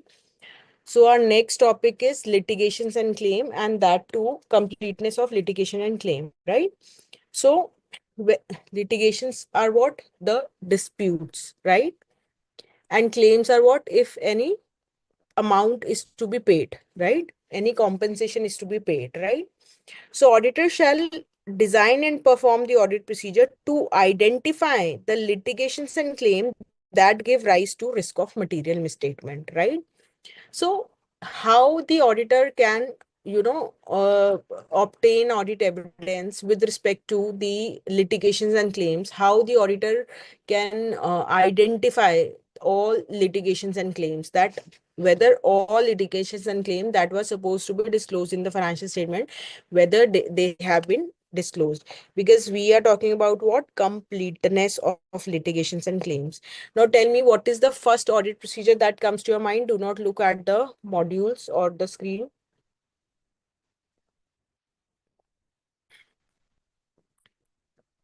So I'll do one thing, I'll discuss because I really want to complete two essays today. So see, auditor will first of all inquire the management. That management tell me what are disputes are going on. What are the compensation that the company may be required to pay it. So inquiry of the management and others can be what? The in-house legal counsel. Yes, Kevin, correct. Priyanka, correct. Inquiry, right? So in-house legal counsel is what? If there is internal legal department of that organization, so auditor may consider that. So see, here I'm saying in-house, very very important, because external legal counsel, that is any advocate solicitors that have been hired, outsourced, like the service has been outsourced to any advocates. So external legal counsel pe we will see what audit procedures auditor may perform in that case. So here we are talking about inquiry within the organization, be it with the management or the in-house legal counsel, right? What else can be there? So see, if the litigations are discussed in the meetings, like so and so case is going on, the company may have to pay some compensation. So those matters might be discussed in the meetings also, meetings of those charged with governance, right? Or there might be certain correspondence of the entity and the external legal counsel. So auditor may review both the things. Both the things means the minutes of the meetings of those charged with governance or the correspondence between the entity and the external legal counsel. And students, one very important audit procedures that the auditor may perform is to review the legal expense account. See, let's say if the organization has given a list of, let's say, 50 litigations, 50 disputes that are going on, and the auditor is having the list of that, and auditor just verifies the legal expense account. Now, with respect to those 50 litigations disputes that are going on, let's say in front of different authorities. So let's say the company is paying different fees to different advocates and solicitors that have been hired by the client organization. Now let's say with respect to the 50 litigations that have already been disclosed to the auditor, the company is already paying 2 lakhs per month as a fees, right? Now auditor finds that there is a payment of 30,000 per month, but that payment has been made as a legal expense. But with respect to that payment that has been made to as a legal expense, the list is not containing any litigation pertaining to that particular payment, right? So that means the company has disclosed 50 litigations to the auditor, but let's say there is another 51st litigation with respect to which this fees has been paid to the legal counsel, but this is not included in this 50 list. This reviewing of legal expense account becomes very important when the auditor has to see the completeness of the litigations and claims, right? So auditor is going to design and perform the audit procedure to identify that all the litigations and claims that give rise to risk of material misstatement. So what is meant by that? See, that gives rise to risk of material misstatement. So let's say any litigation is there that may have an impact on, let's say, entities going concern, but the company is not showing it either in the notes to accounts also. Or let's say any dispute is there with respect to which the company may have to pay, let's say, 10 CR as the compensation, and some provision should have been made for that, but the company has not made any provision, and the company has neither shown it as neither made any provision nor shown it as as contingent liability. So this is what a risk of material misstatement can be there, right?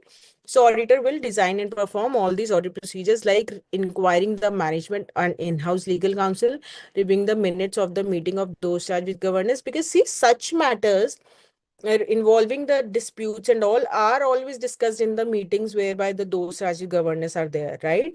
And correspondence between the entity and external legal counsel, and reviewing the legal expense account. So again, a 3 or 4 mark question can always come out of this topic. Now, what are the other alternate audit procedures? See, when auditor performed the risk assessment procedures under SA 315, so there also auditor might have obtained, certain information with respect to litigations and claims. So this simply says that audit may use that also. And with respect to litigation and claims relating to valuation and measurement, so as such, SA 540 is not in your syllabus, but SA 540 deals with such situations. So a reference to SA 540 is just given here, right? Now, if auditor assesses that there is certain risk of material misstatement or that a material litigation exists. So, for example, after reviewing the legal expense account, auditor finds that certain payment has been made to certain advocates with respect to which that particular litigation is not coming into the list. That is, a material litigation exists that was not earlier disclosed to the auditor, or he assesses a risk of material misstatement regarding litigation and claims. So it means that, let's say, any litigation claim is there, which according to the auditor, some provision should have been made. However, it has not been shown even in the contingent liability, and provision has not been made. So what will auditor do? Now comes the entity's external legal counsel into picture. So auditor is going to perform other procedure, that is inquiring with the management and everything which we have just studied. But in such a situation, if there exists a material litigation, or he assesses the risk of material misstatement, in such case, auditor is going to, seek direct communication with the entity's external legal counsel. Auditor is going to he's going to seek direct communication with the entity's external legal counsel, right? Direct communication. See, just consider yourself in a situation, you are the auditor of XYZ Limited, and you know that, let's say, some Jha and associates are the and advocates are the the advocate solicitors of your client organization with respect to litigation. If you approach them, they may not reply to you, right? The way we require to maintain confidentiality about our client organization, their, let's say, Bar Council of India impose certain, restriction, or certain code of ethics for the lawyers also. So let's say the law prohibits them from replying, or let's say they themselves are not, willing to reply. So in such a situation, what to do? So when we say seek direct communication with the entity's external legal counsel, so it is not that auditor is, just directly calling the external legal counsel and auditor is not informing this to the management. No, this is not happening. Auditor is doing, or he's seeking this direct communication with the entity's legal counsel through a letter of inquiry. And student, this is prepared by the management itself. When there will be management authorization, then only there can be situation that then only they are going to revert back, right? So a letter of inquiry which requests the entity's external legal counsel to communicate directly with the auditor. So request is what? To communicate directly with the auditor, but practically this has been prepared by the management itself, right? So if the law or the respective professional body prohibits the external legal counsel from communicating directly, auditor will what? He will perform alternative procedures, right? So when will law prohibit? So I told you the way we are required to maintain confidentiality, the Bar Council of India might have also, impose certain restrictions or code of ethics on the lawyers also, right? So letter of inquiry, I hope it is clear to all of you. Now, when a letter of inquiry is sent, so it is, if it is considered unlikely that the entity's external legal counsel will respond to general inquiry. So let's say a letter of inquiry is sent, that is, that with respect to our client, please give us the details of the litigation. So this is a general inquiry about the litigation.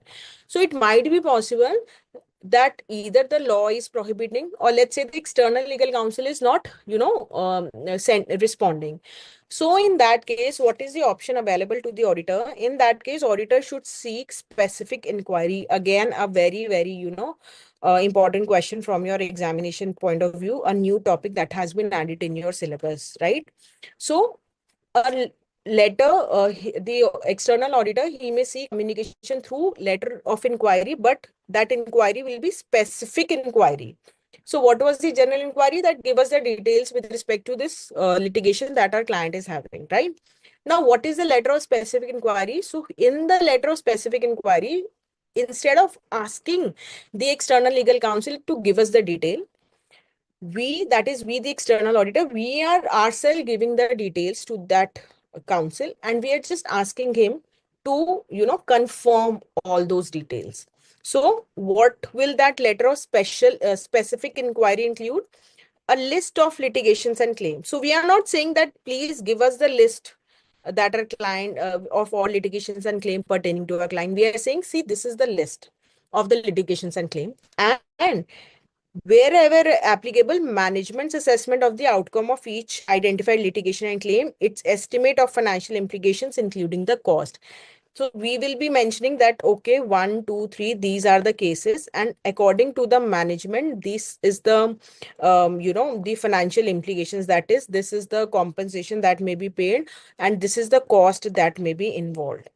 So what the external legal counsel is going to do, because we have given on all the information, will request that external legal counsel to confirm the reasonableness of management assessment and provide the auditor with further information if the list is considered by external legal counsel to be incomplete or incorrect. I'm repeating again, very, very important topic. So what is this topic? So we started discussing this topic, like we said that if any auditor assesses any risk of material misstatement regarding the litigation claim, or let's say if any other material litigation exists, that means the list that has been provided by the management to the auditor, apart from that list some other material litigation exists, then auditor will perform other procedures, and he can seek direct communication with the entity's external legal counsel through a letter of inquiry, whereby a request will be there that the external legal counsel please communicate directly with the auditor, right? But if the law regulation prohibits that external legal counsel to communicate directly, then perform alternative procedures. Now, let's say if a letter of general inquiry is sent, then let's say if it is prohibited by law or regulation that you are not supposed to, that the lawyer, let's say they are prohibited by their professional body, that they are not required to respond to such type of, general inquiries. Then in that case, auditor may seek direct communication to specific that will include a list of litigation and claims, management's assessment of the outcome, that is the financial implication and the estimate of cost involved, and a request. So what will be the request? That please confirm reasonableness of management assessment, and if in the, so this is what pertaining to B point, and then but something pertaining to A point, that if the list is incomplete or incorrect, please provide us with the correct one. Is it clear? Okay. And in what situation the auditor may find it necessary, to discuss with the entity's external legal counsel? So where significant risk is involved. So let's say auditor is smelling that some fraudulent activity has been conducted, management is not giving me the correct picture. I really want to, seek direct communication from the external audit. Disagreement between the management and the external legal counsel. So if there is a disagreement between the management and the external legal counsel, or there is significant risk, or the matter is complex, then the auditor may, seek direct communication. But then again, as I've told you, that we are professionals, we are giving an expert opinion. We'll not just, override, we'll not just bypass and the management, and we'll just communicate directly with the external legal counsel. We will do all the meetings, we will discuss with the external legal counsel, but with management permission, and it should be held with the representative of management in attendance. So we will be accompanied by one of the representative of the management also. So tell me, is it clear? And if auditor is unable to obtain, if even after sending this letter of specific inquiry, let's say the advocates or the lawyers or the external legal counsel, they are not replying. Maybe they are prohibited by law or regulation, or maybe they themselves are not replying. Or let's say management refuses to give such permission, because we have seen that I've told you that that letter of inquiry is prepared by the management, right? So let's say if you are not able to obtain sufficient appropriate audit evidence, then again perform alternate procedures. And if again you're not able to obtain sufficient appropriate audit evidence, then modify the opinion with respect to SA 705.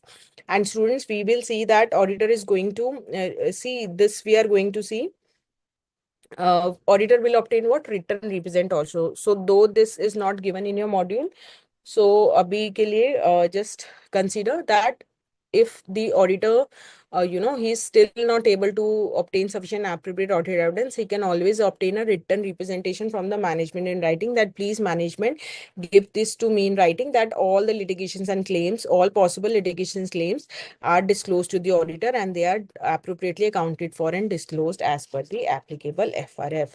So I hope this is clear to all of you. Let me just quickly take you through the related test your knowledge question given on page number 4.75. So just quickly go through this. The audit procedure. So this is on page number 4.75, test your understanding, seventh question.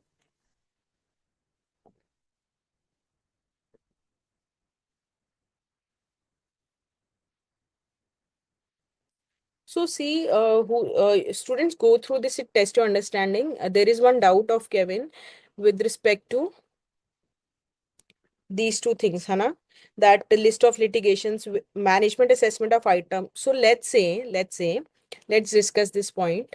There is a doubt here with respect to these 2 points. Okay, so let's say a list is given. Now here management says that with respect to this particular litigation claim, so let's say a customer has filed any complaint on the company, right?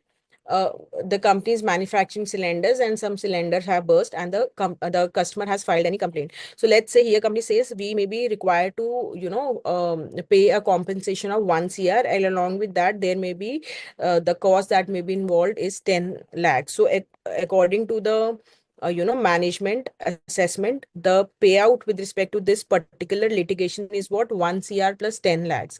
Now, what according to the according to the external legal counsel, whether this is correct or not, whether this list is complete or not. So let's say this shows that 3 customers has filed certain litigation, but in actual 5 customers have actually filed litigations. So a request to the external legal counsel to confirm whether these amounts are reasonable or not, and whether this list is also correct and complete or not. So Kevin, is it clear?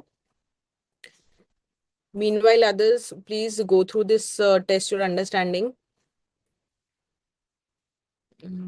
7 on page number 4.75. The audit procedures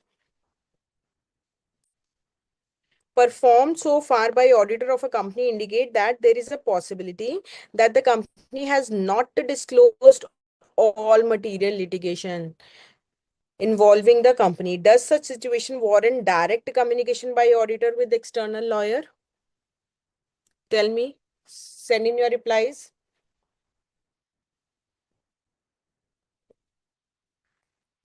So maybe by performing the risk assessment procedures, Hana, or the other procedures that the auditor has performed.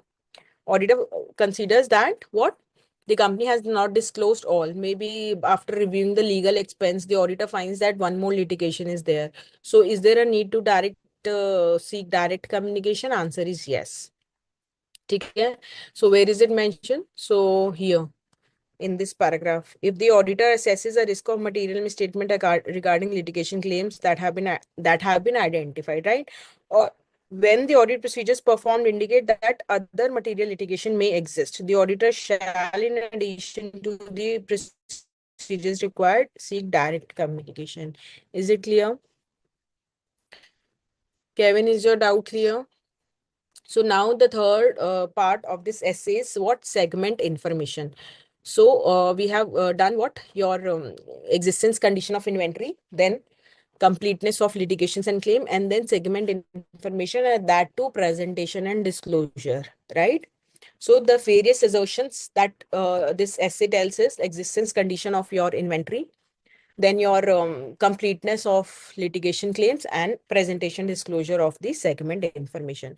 So what is the objective of the auditor? To obtain sufficient and appropriate audit evidence regarding the presentation disclosure as per applicable FRF. So what all is he going to do?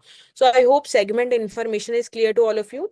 So let's say consider about Reliance, right? No, Reliance is into jewelry also, it is into petrol also, it is into geo also.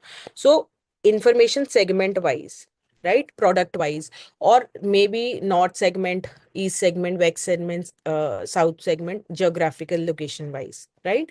So the results of the segment information refers to the information about different types of products or services of an enterprise and its operation in different geographical areas. Okay, I hope this segment information is clear. So students, before understanding this concept, now just try to understand that we as auditors, we are giving our opinion on the financial statements as a whole. So our audit procedures will not be, intended towards just segment information.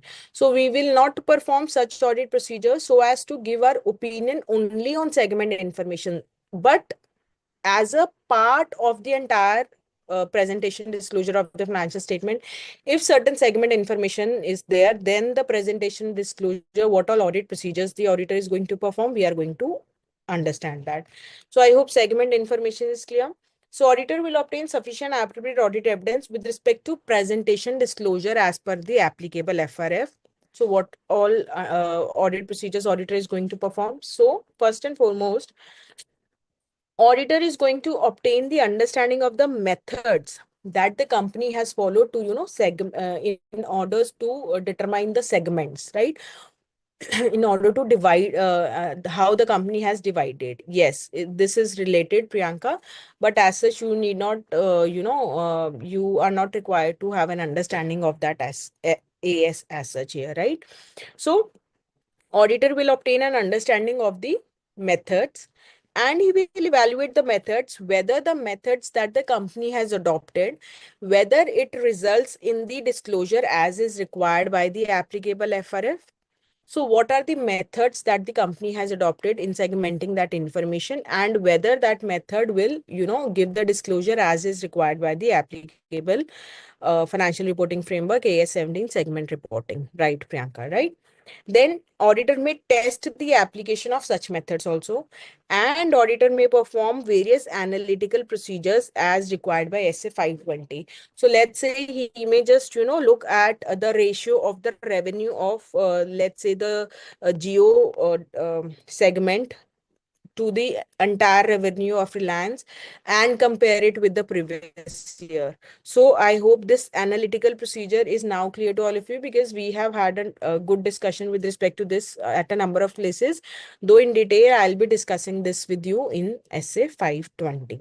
So first of all, auditor is going to obtain an understanding of the methods, that whether such method results in disclosure as is required by applicable FRF, and test the application of such methods and SA 520, right? And when we say auditor will obtain an understanding of the methods, then what are the matters that will be relevant for obtaining the understanding. So see, segment information. So you all are aware as to what segment information is, right? So auditor will consider various methods like how the sales transfers the charges between the segments, how the inter-segment amounts are eliminated, comparison of the budgets, and other expected results. So I'll just take you through the module only for this. So what are the matters the auditor is going to consider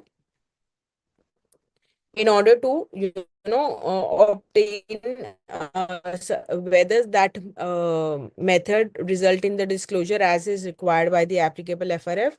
So he'll understand the say how the inter-segment amounts like sales transfer charges between segments, how these are what eliminated, the comparison with budgets, other expected results, for example, operating profits as a percentage of sales, allocation of assets and cost among segments. If common assets are there, common costs are there of any service that has been taken by, let's say, all the segments, how the same are allocated, and consistency with the prior periods, adequacy of disclosure with respect to the inconsistencies. ठीक है, simple है. So this is the requirement with respect to obtaining sufficient appropriate audit evidence regarding the presentation disclosure of segment information.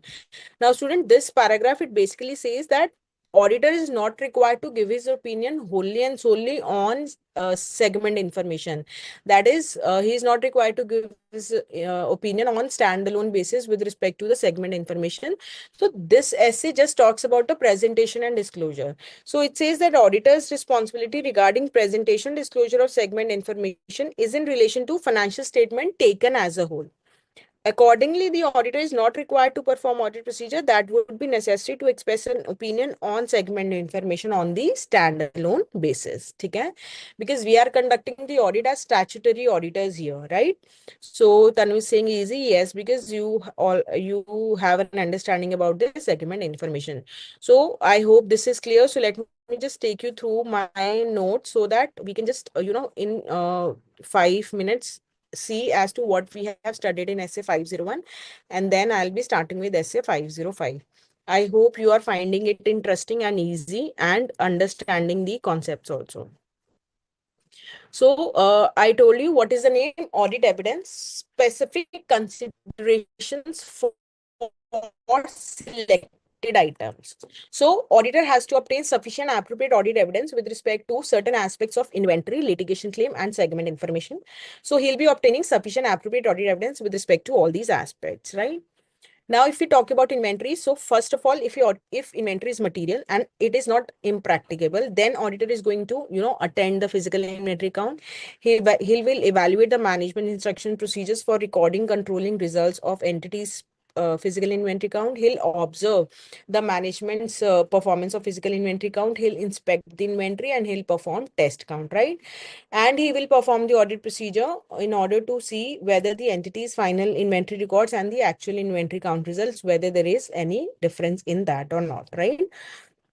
Then what are the matters that he'll consider while deciding while planning the attendance? So the nature, the stages of completion of work in progress, the risk of material misstatement, nature of internal control, the whether adequate procedures and instructions there, timing, the perpetual inventory system, the locations along with the materiality and the risk of material misstatement, and whether there is a need to involve expert.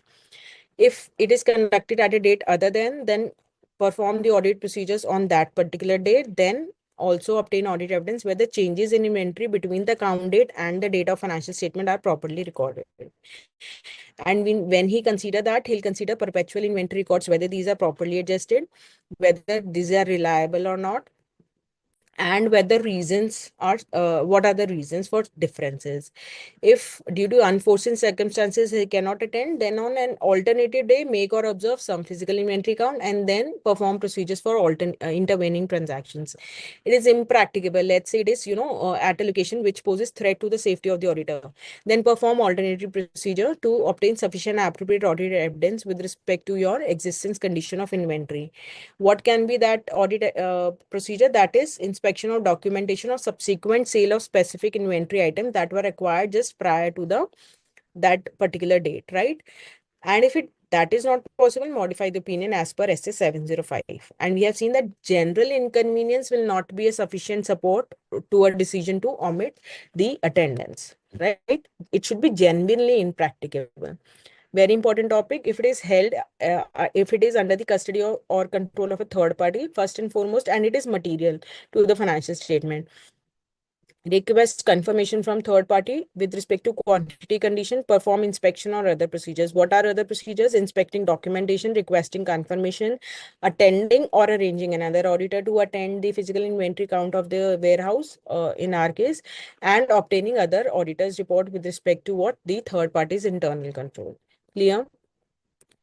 Litigation and claim may design and perform audit procedure to identify that all litigation and claims that give rise to, that all have been identified, and identify any litigation and claim that give rise to risk of material misstatement.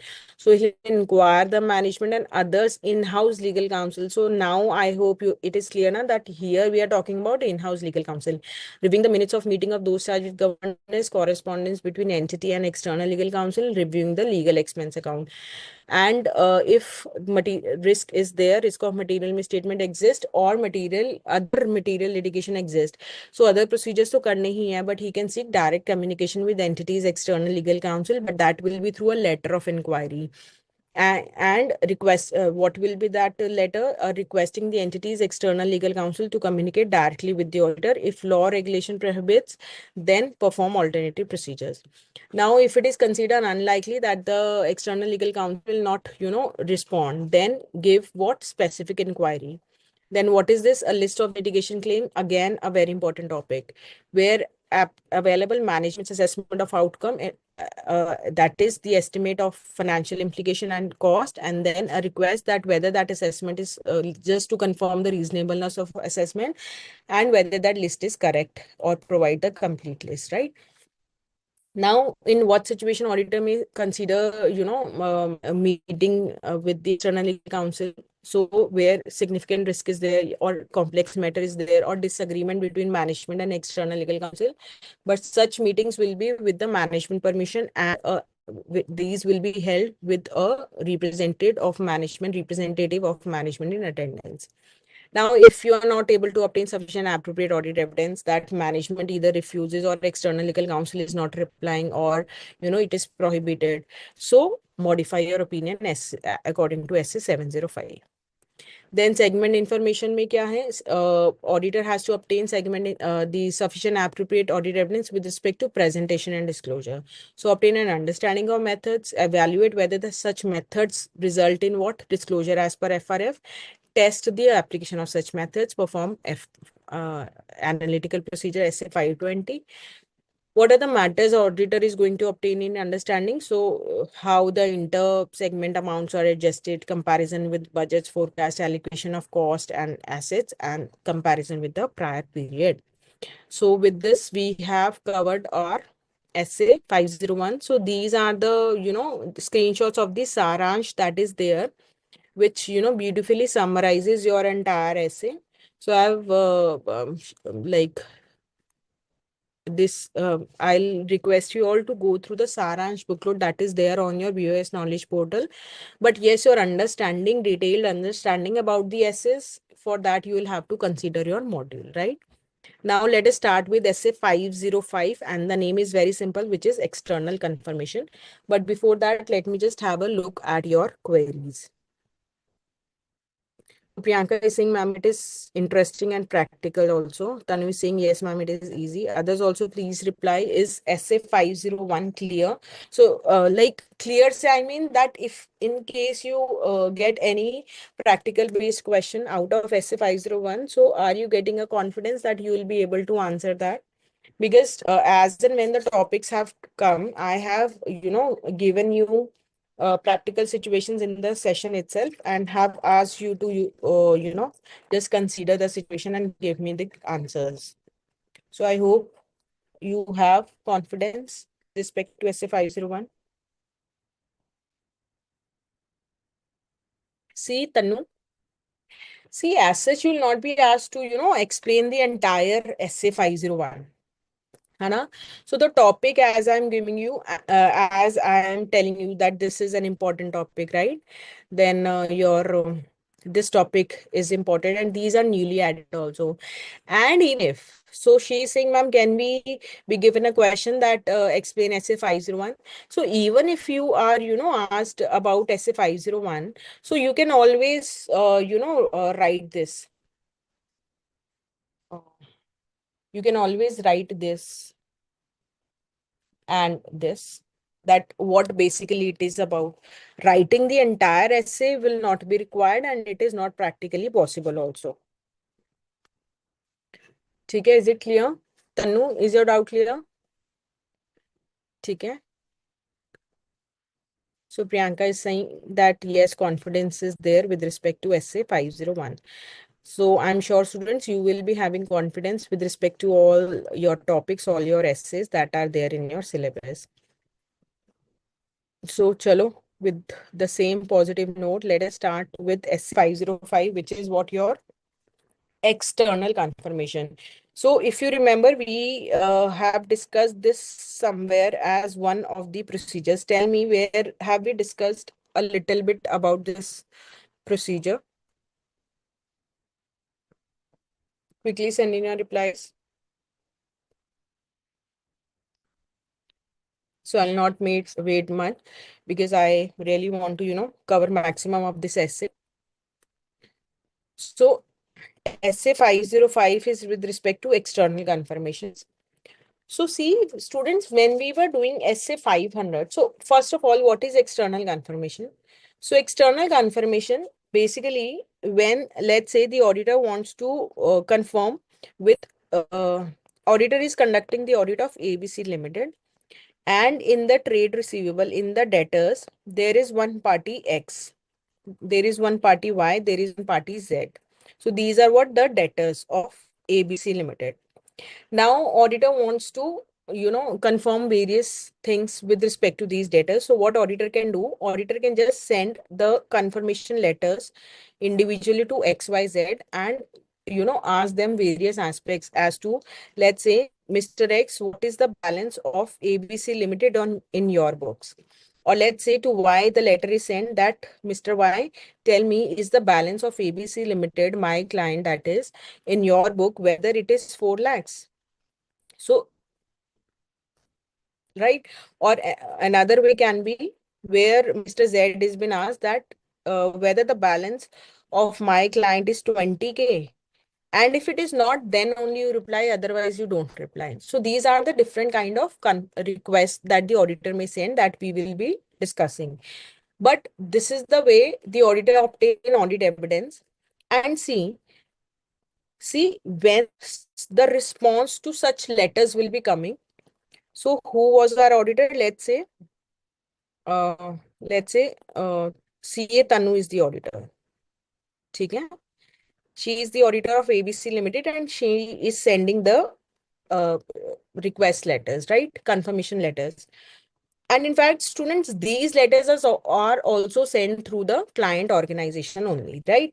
But the response will be received directly by CA Tanu, but directly by the auditor, right? Just a minute. So students, just an information that you may send in your queries. The chat has been enabled, right? So what we were discussing, let's say CA Tanu is has through the client organization send certain request letters to the letters, and responses are received directly by CA Tanu, right?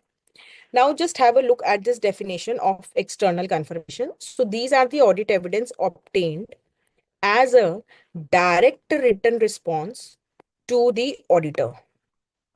ठीक है? From a third party, confirming party. So these, your XYZ, these are your confirming parties in paper or electronic or other medium. ठीक है? So I always tell you that the definitions are really very important from your exam point of view, also from your understanding of the entire concept. So if you just look at this definition, a lot of important concepts are hidden within this definition. So External confirmation is what? An audit evidence.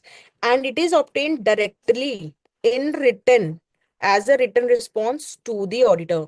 So it is not happening that XYZ are first replying to ABC Limited, then ABC Limited is sending those reply to CA Tanu. These are being directly, to CA Tanu, right? From a third party confirming party. So in our case, debtors, we have taken examples of debtors XYZ. It can be creditors also, right? And it can be in paper form or electronic or other media. It can be through mails also. So in paper, hard copies can be there, or let's say through mail also. So is it clear? Is the definition clear? Now students, when we were doing essay 500, if you remember, we did a topic that the reliability of audit evidence depends upon the source, the nature, the circumstances, and general. It is various generalizations with respect to reliability was that the reliability of audit evidence increases if it is received from an independent source, if it is obtained directly by the auditor, and if it is in a documentary form. Tell me, are these three features available with respect to external confirmation? Quickly, a yes or no. Now the chats are enabled.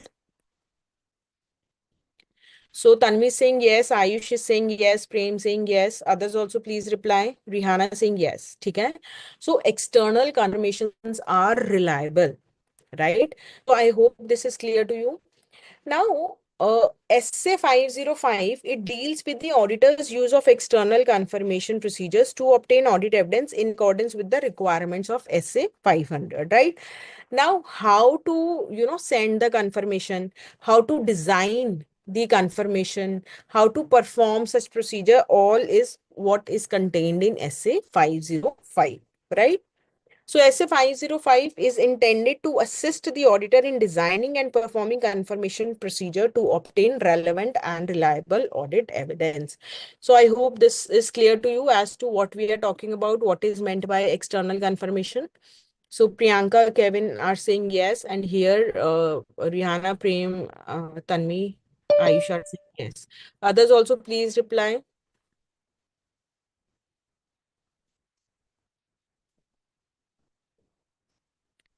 Okay. Now,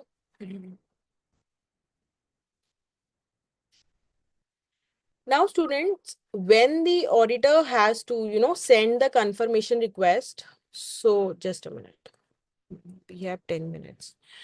So when the auditor is sending the confirmation request, it can be of two type: positive confirmation request or your negative confirmation request. ठीक है. So अभी जितना time है ना, we'll be discussing about this positive and negative confirmation request. And believe me, these topics, both the definitions, these are really very, very important. Practically also, you can get a question here. So see, what is meant by positive confirmation request? So what I'm doing is positive. So I am sending my confirmation request to XYZ, three debtors, right? And I'm sending them the request that you need to reply in all cases. So what is meant by that? So with respect to the confirmation request that I have sent to, let's say X, I am mentioning that. So it is basically on the letterhead of the client organization only. So let's say I'm mentioning that, tell me what is the balance of ABC Limited in your books. Okay.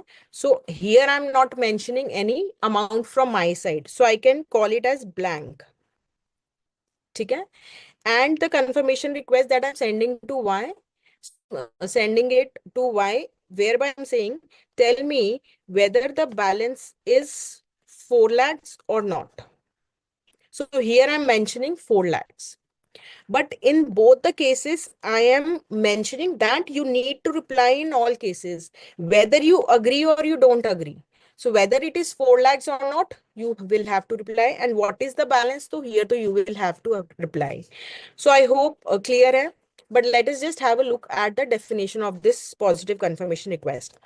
A request that the confirming party, so X and Y in our case, respond directly to the auditor indicating whether the confirming party agrees or disagrees with the information, that is with respect to Y wala example, that whether it is 4 lakhs or not. ठीक है?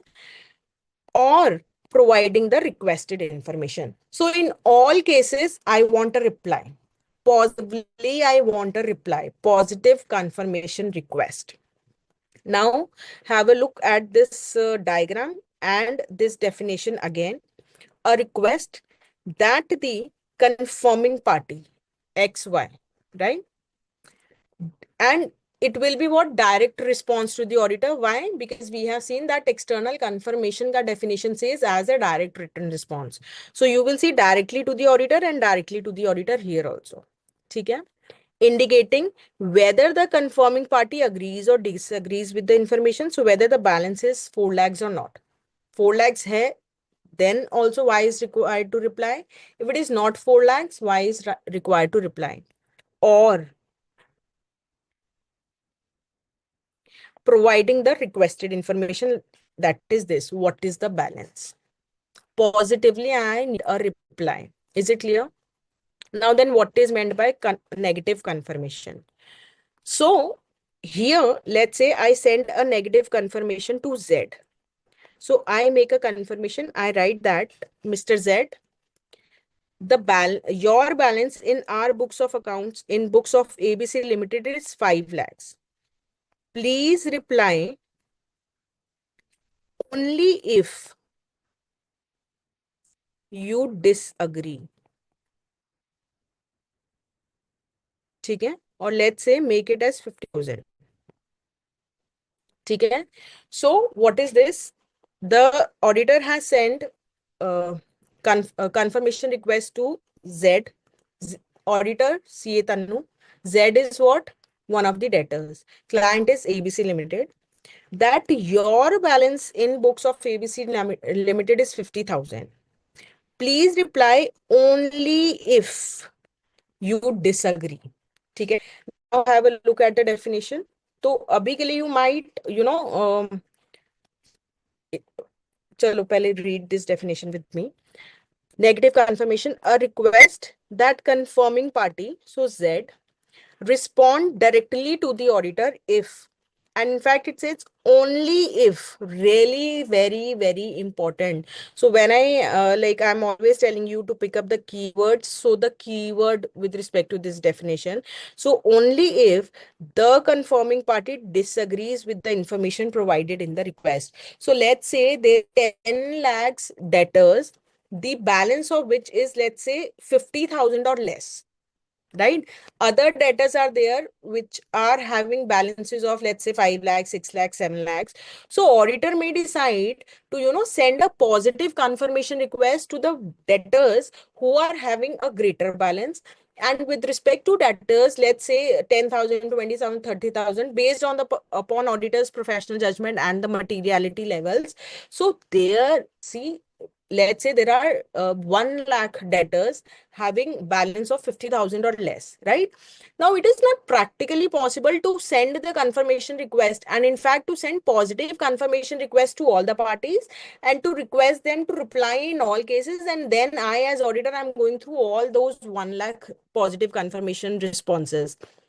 So what is the option available to me? So with respect to small balances, I may, mention it in my confirmation request letter that your balance is so and so. Please reply only if you disagree. So now let's say out of those 1 lakhs, 1 lakh balance, I selected a sample of 5,000. Now let's say out of that only 50 are such debtors where there is a difference of the which has been mentioned in the letter or the with respect to the balance that is appearing in their books. So with respect to, smaller amounts where the population is same, I may send what? Negative confirmation request. But with respect to, transactions which are material, their balances which are material, auditor will send what? Positive confirmation request. So what is the difference? So positive confirmation means I'm telling them either provide me with the required information. That is what is the balance. Or tell me whether you agree or disagree. That is whether it is 4 lakh or 5 lakh. In all cases, Whether you agree, whether you disagree, I want a reply in all cases. But negative confirmation is what? Whereby I'm telling them that please reply only if you disagree with the information that is provided in the request. Is it clear? So we are not taking it further because this is an important topic. I'll just have a look at your queries. And meanwhile, if any doubt is there with respect to positive confirmation, negative confirmation, please send in your replies. Yes, Priyanka is absolutely correct. Priyanka is saying that, ma'am, with respect to negative confirmation, it might be possible that the third party is not available and they are not able to, send the reply. But auditor may assume that the third party is not replying because he's agreeing with that balance. So that is why, Priyanka, will be studying the topic as to when the auditor can send the negative confirmation request. ठीक है? So you are absolutely correct.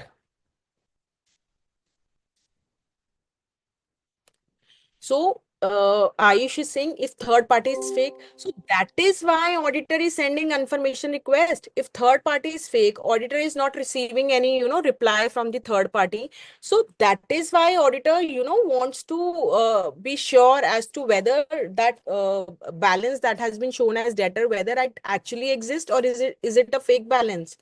So where the auditor has, let's say, any doubt, he'll definitely send positive confirmation request. He'll not send negative confirmation request.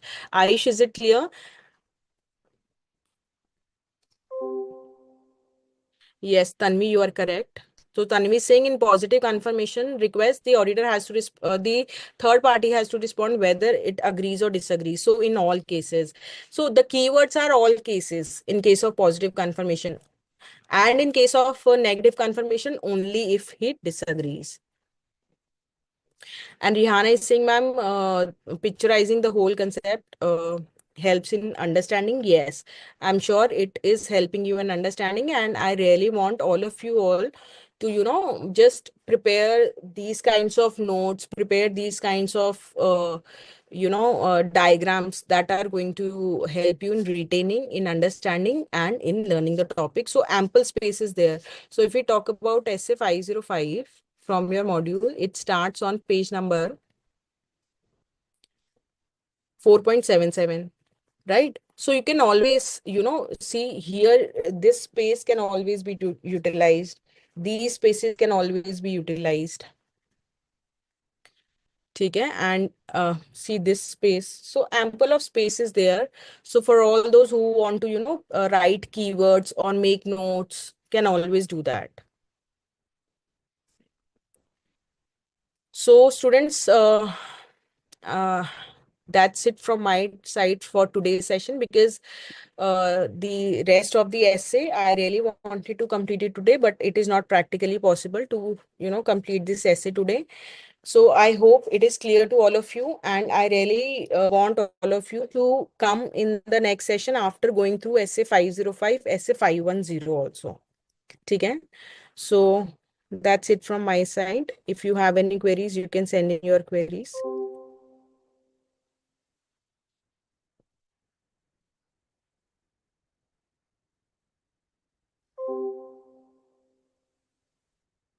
So let me just have a look.